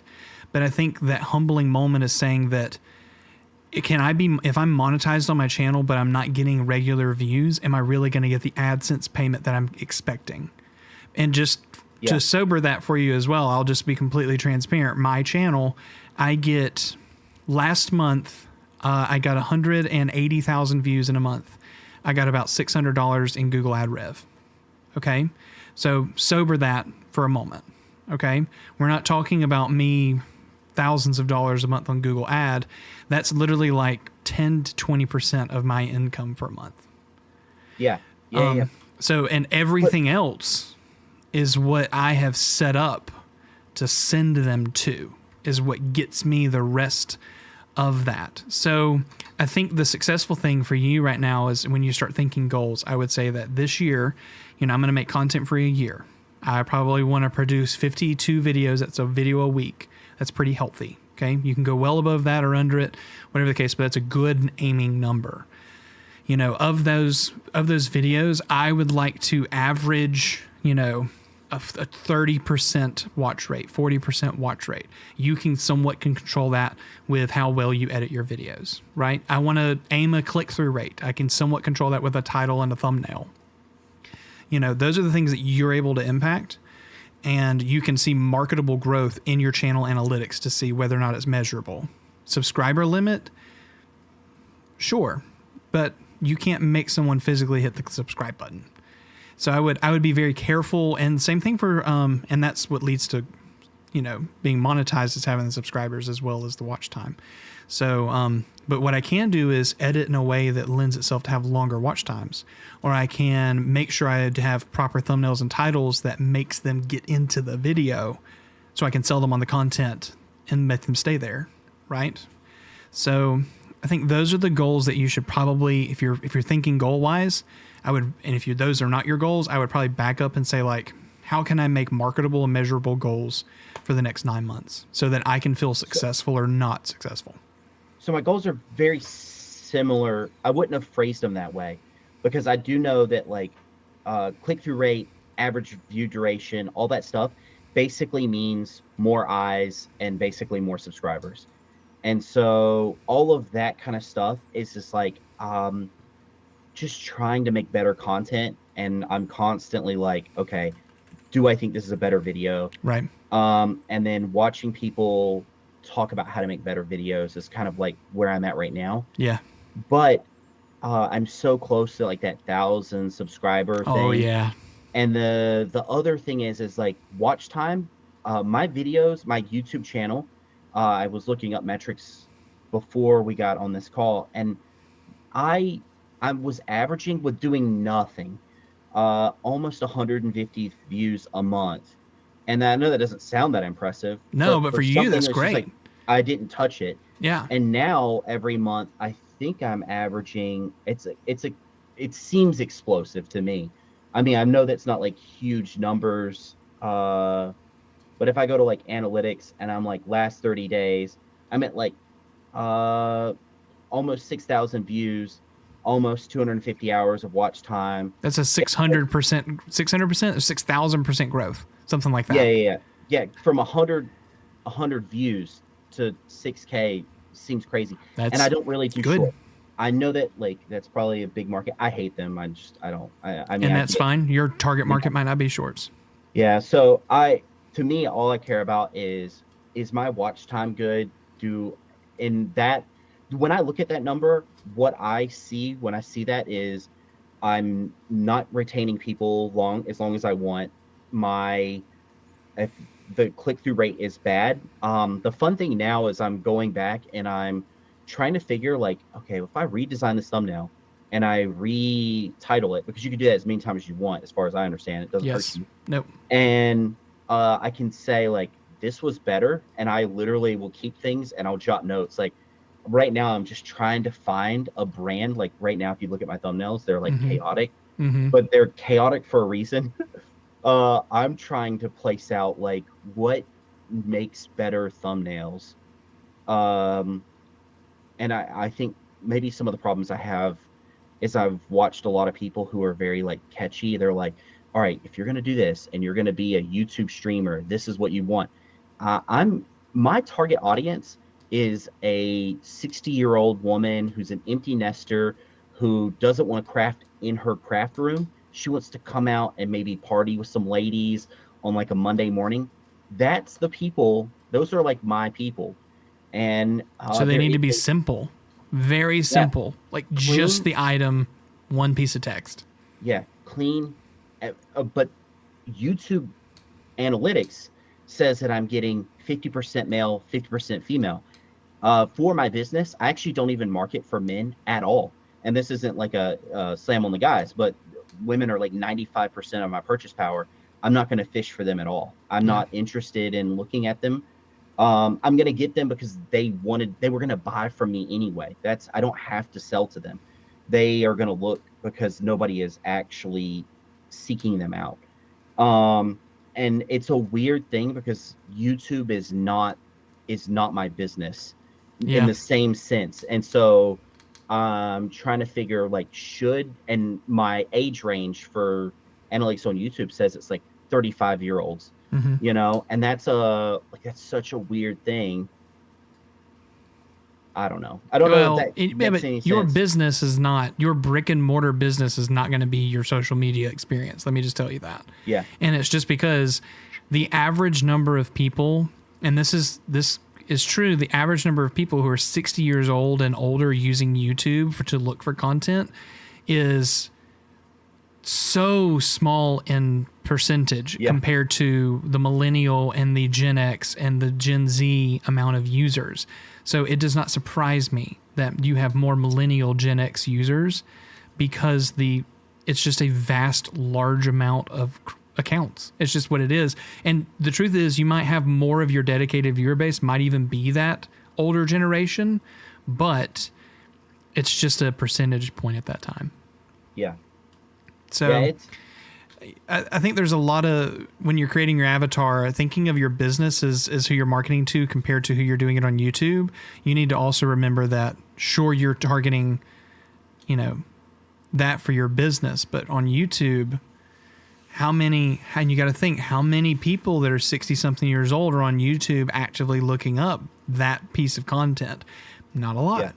So that's where I would kind of push you. So to bring this full circle and wrap us up, because we're pushing a good bit. So let's get back around to goals and where we end up. So we've talked about where you are, where you're going, your business, and we've answered a lot of questions. We went way over, but I think everything we're talking about is really relevant. And I think that's why I've continued to kind of push this conversation, because I want to hear more, right?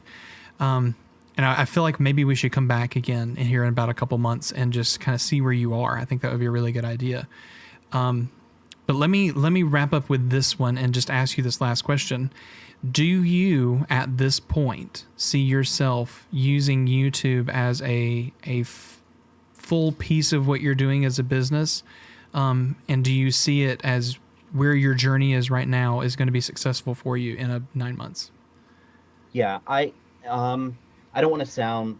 I don't believe in being humble. I'll put that out there. Yeah. I think I will be making.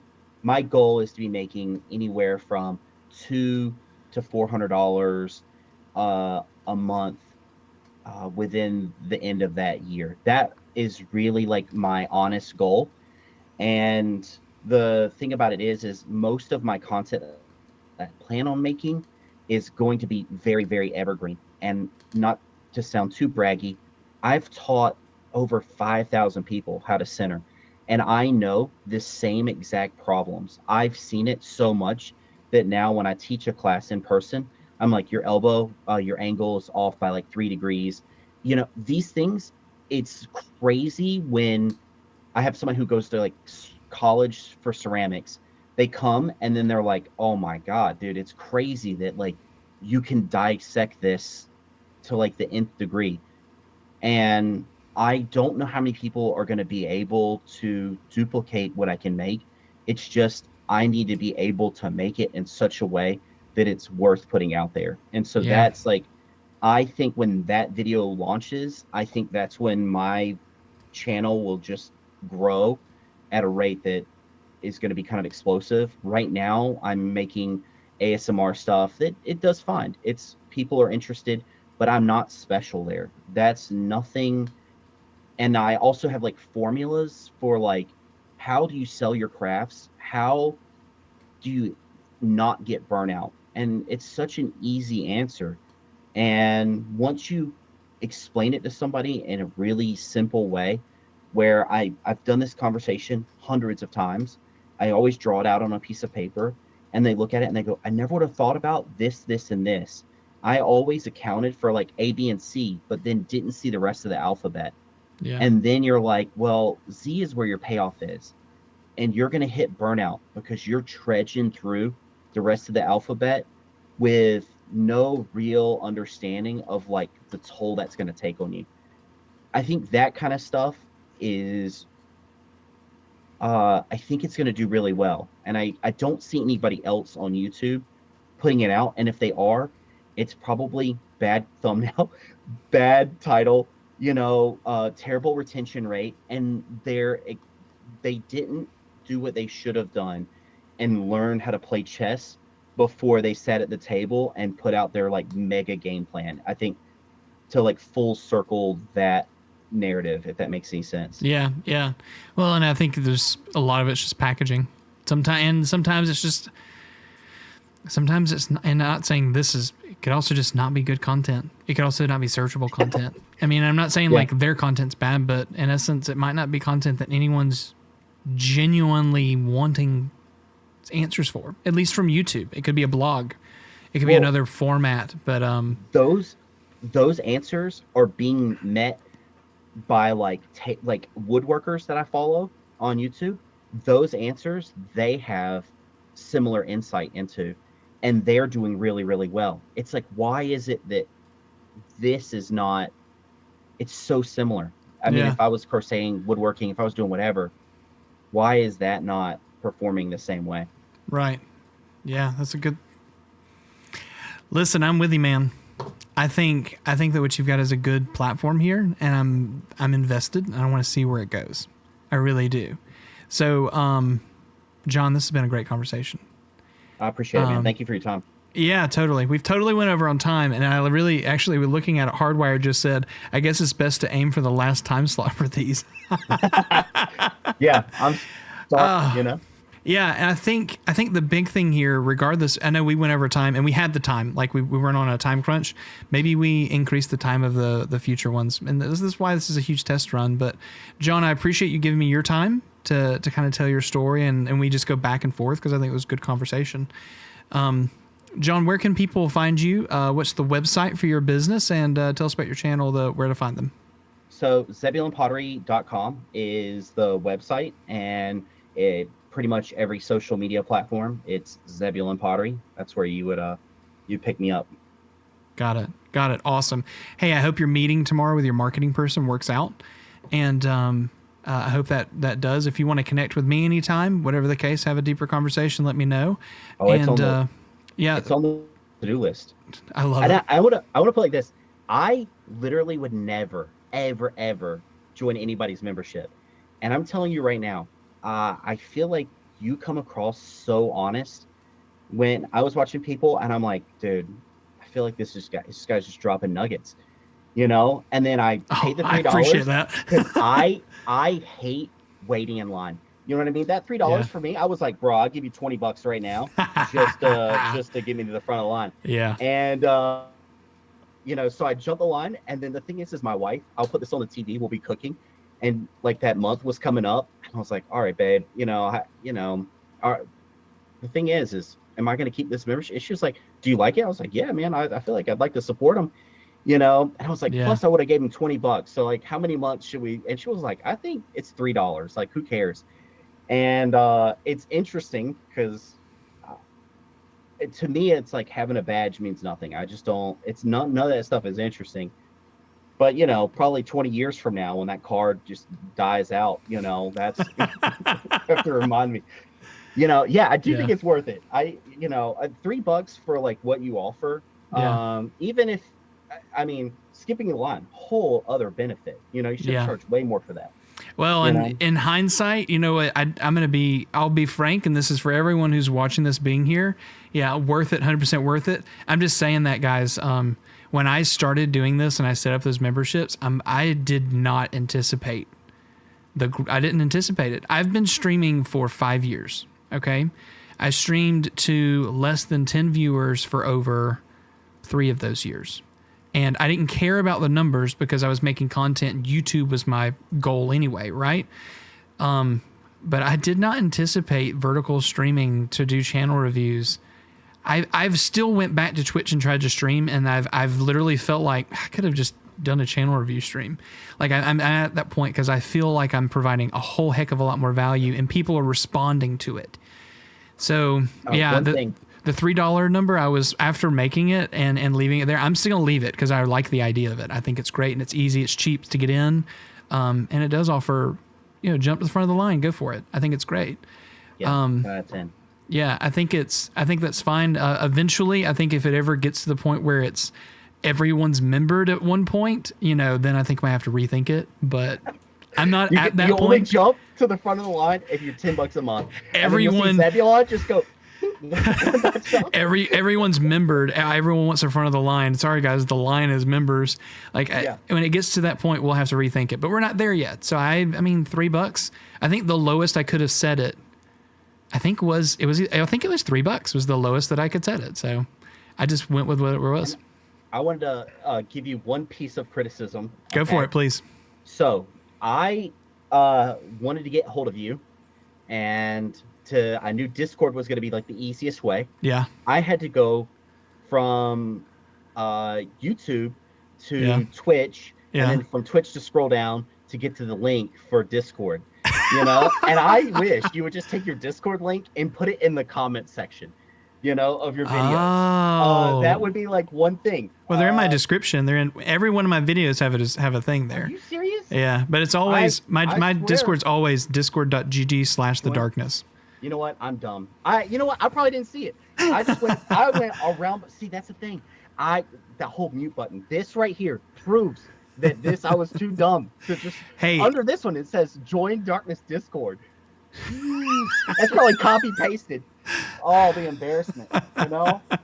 Hey, you know what? There's one that'll and even in that same case, in any live, you can type !Discord, and my bot will always pop it up in chat as well. That's really nice. That's really good. See, well done. See, I knew you were gonna have an on-off switch. You were like, "Oh, it's already done." Well, I didn't even need your criticism.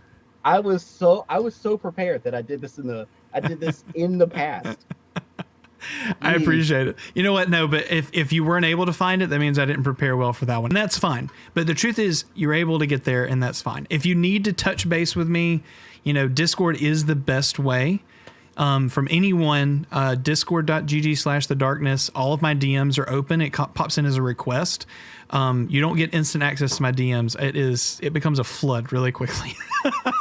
So we'll leave it there. Oh yeah, my emotes are there. There's the one of me doing a very interesting act to a microphone. Yeah, we'll leave that one in there for you. All right. Very nice. John, thank you so much for this conversation. I think we're going to wrap it up here. Favorite Pokemon? Pidgey. Like a Pidgey family. And before you guys give me a hard time, okay, I saw this coming. This is my binder from as a child. Okay. No way. All 150. Okay, so I am a legit. Wait. Where's the Charizard? Oh, I see it. Let's see if I can get. I don't know. Oh, come Charizard's on. right here. Is it reverse holo? No, it's not reverse holo. And the thing is, as a kid, I double stacked these, and I don't touch them because I'm afraid that I'll damage them. So you should PSA that Charizard. I sold one Charizard that was in this book for $600 at a thing, and got multiple booster packs for my nephew. And look, dude, this bad boy, I think look at this. The whole Pidgey family. And here's the thing, I'm so brand loyal. Okay, every Pidgey, it's like the first one you catch, and I never got rid of them. Every game that I ever played, you're like, oh, look, he's in the bush. And then I always thought as a kid, how cool would it be to fly to work on this bad boy? He just takes off. He's giant. He's huge. You know what I mean? I hate that damn bird.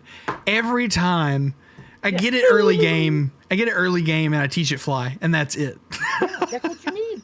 And then you could just keep him in your roster forever. He is a good boy. Okay. And do you evolve him at least to Pidgeotto and Pidgey or Pidgeot? Yeah, probably. The whole family I like. I think they all look good. It You is a know? good model. Pidgeot The- especially is a good model. Yeah, the center one, the middle guy. The Pidgeotto, yeah. Pidgeotto is my favorite. Like, I don't know. I like them all. They're all so good. Oh, God, look at it. Dang, I Yeah, should have pulled out dude. my Pokemon binder. I should have pulled mine as well, man. My nephew got into it, so I decided to go back to National Pokedex. And I'm like, this tells me that it goes all the way to like from 225 all the way up to 721. And then I've got the next binder in here. God. And I literally, as a kid, was like, oh, if I do this, right, I will keep. This shows you how crazy I was, even as a child. I was like, oh, I'll just number all of them. No National Pokedex, way. and they are in National Pokedex order. And dude, I'm a sucker. I'm not even gonna show you the Pokemon cards I have, and it's a guilty pleasure. And sometimes my wife, if I've had a bad day, she'll bring me a pack of Pokemon cards, and I'm just like this. I'll open them and I'll smell them, and I'll be like, oh, it's gonna be something good. And I do the whole Lionheart thing where I go fire, and I flip it over, and if it is, I'm like, oh, I'm a genius. I knew it. It's gonna be something amazing. And I don't. I remember as a kid the first pack I ever got, and I can remember the smell. Yeah. And something in the back of my head that is ingrained, where it's like, Yeah. you know. Can I just say, like, careful. Nintendo cartridges from Game Boys? I have the same thing. Not Pokemon cards, but like smelling the cartridges. Yeah. I know it old sounds starter. so This is stupid. probably bad for your brain. You know? It's so bad, but I'll say this, and the reason that you just saying that pops in my mind was I bought a used game from GameStop one time, and someone had like sprayed perfume or something on the cartridge, and I did the whole thing. I like got it and I smelled the cartridge because it's a fresh Game Boy game, right? And it ruined it. I had to get rid of the game. Yeah. I had. That's fair. I get it. I have so many cards. It's disgusting. Slapshot just said he has that with sneakers. I'm so glad you said new sneakers. He just a pair of like original Jordans. He's just like, you know. 1984 worn multiple games. Oh, You just, dude. He's like, I don't want to tell you how much I would spend for Jordans that Jordan wore, but I would sell my house right now if I could get them. You know. this is an asbestos warning on the box. It's the best. Oh my god. Oh god. John, I knew I'd click with you, dude. Oh man. All right, we're gonna wrap this up. Thank you so much for sticking around. I'll check in with you here in a couple months because I want to see your journey, and just like everybody else here, Late Night Nostalgia was earlier in this stream. Karos Elite was earlier in the stream, as well as Cake Ninja Gaming. This is gonna wrap up the 4th episode of the Darkness creator interview podcast series, whoever the crap. I don't even know what I'm gonna name it at this point. This was an 1.5-hour interview with Zebulon, and I think it was amazing. Thank you so much, John. I really appreciate you, man. Yeah, I appreciate it. Thank you guys for tolerating me. I appreciate it. That butter chicken. You smell butter? All right, we're gonna move on. All right, thanks, guys. I hope y'all have a great night. All right, thanks, John. Take it easy. All right, so chat. We're gonna wrap up over here. Hold on, let me get my camera working over here again. I'm gonna end this recording. We're gonna let it remux. Oh my gosh, chat! I haven't ended stream yet. Oh my gosh. Okay, so that was a long. We end this. That was a long segment. I really feel like I could have had that same kind of conversation with every guest tonight. It was a lot of fun. Yeah, John, I appreciate you. I feel like we could have had that conversation with every single person tonight. I'm just so glad that we got to end the way we did. I think it was awesome.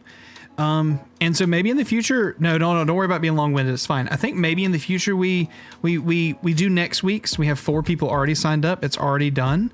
We'll do next week's. We'll do 30 minutes. I'm going to try to stick to the 30 minutes. And if we need to reevaluate, you know, maybe I'll just ask the community at one of our next creator interviews, or one of our next content reviews, and just see like what was your thoughts, or maybe you guys can tell me now, like, what did you think? This was a lot of fun. I love it. Awesome stream. I like this.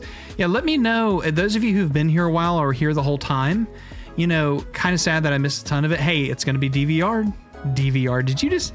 I just said it's going to be DVR chat. Did you just hear that? Does that not just tell you how old I am? I just said that this is going to be DVR. There's going to be a VOD. TiVo! It's going to be TiVo'd! Yes, I'm old. Oh my gosh. Exams part 1 are over. Congratulations. Thanks for having me on. I was a bit nervous. Had a lot of fun. Brother, you did fantastic. No, you did fantastic. I don't think a single person... I could tell... Okay, I could say this. I could tell the nerves, like people having nerves. But I hope that I just kind of coached you through it and just let you go through it. But I feel like tonight went really well. Love this just as much, if not more, than channel review streams. Hey! I wish I had my soundboard set up so I could do like meow, meow, meow, meow. But I don't have the Streamer X connected. We're using just the Wave XLR now. So guys, I'm going to be honest. I had a lot of fun tonight. I feel like we had some really good conversations. And I think in all honesty, you know, going forward, we're going to figure out a way to make this a regular thing on the channel. I think that having these conversations are important. And I hope that those people who are in the chat right now, or even maybe in the future, regardless of where you're watching this or how you're watching this, or listening to it, because it'll go on Spotify as well. I think that even if you're not, you were worried about coming on and you're like, oh no, but I only have like, you know, fill in the blank. You know, I hope this removes that need there. I mean, and you saw, even at that same point, you saw all ranges of quality too. You know, 2 SM7B, one with a really expensive camera, a webcam, you know, Fifine AMA, and then Zebulon used his webcam microphone, and everything still sounded great on my end. So hopefully it came through to your end as well. Hopefully this works out really well for you guys. Yeah, I loved it. Get the stream on beta today. Oh, I signed up. Yeah, so it is on. I think I've got it.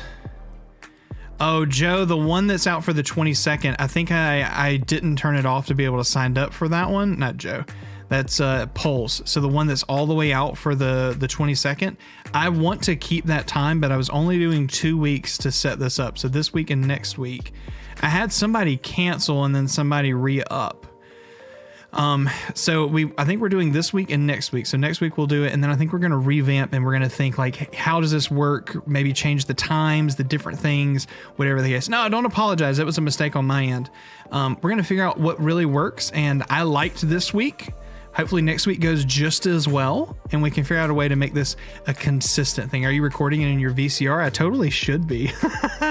Late night should be able to. Yeah, loved it. Awesome. Slapshot, you're also someone who I'd love to get on this. I think you might. Are you not on the future? Maybe. Are you not? Let's see. We got Banosh next week. I'm looking at all the people who have already signed up. Oh, Slapshot. Slapshot's next week. Yeah. Are you making an audio podcast of this? So yes, what'll happen is I'm going to take all of these and cut them into segments, and then I'm going to upload them to Spotify for broadcasters so that it'll be on Spotify, but it'll also be on Apple and all of that stuff. But on Spotify specifically, the video will be attached because you can actually do video on Spotify. So yes, I'll get them cut up and then I'll throw them up, and then they will all release probably at the same time, probably sometime later this week. But they will already be immediately available as the VOD, as the Darkness podcast, as soon as this stream ends, right? Pulsed, we'll wait for the next week and then we'll figure out what the next sign up is. I'd like to sign up. I just got to see when I'm available. Totally. And I think might even redo a different day instead of Wednesday. I just want to do 2 of them, see how successful they are. We'll go from there. So yeah, everything will be there. Guys, those of you who are trying to like fill out your marketing portfolio and for brands and stuff like that, feel free to take this content. You have all the rights to be able to use that content and use it wherever you want. If it's your podcast, please totally do it. Mail me for much as I'm worth. Yeah, so if you want to pull the video, if I on my channel, if you want to pull it and post it on your content, if you got interviewed, your segment is totally, you also have some rights. I'll give you those rights as well, to be able to use that for your own content. All right. I love you guys. Thank you so much for being so consistent and so awesome for my stream. I really appreciate you. I hope y'all have a great night. I'm going to go ahead and call it quits for tonight, and I got to finish reviewing a video, and get another video uploaded. So love you guys. Deuces. Thumbs up. Whatever this is, go fulfill your best JoJo Siwa moment of your life. Pulse, I'll hit you up, dude. Have a good night. Deuces, peeps. Y'all have a great night. Thanks.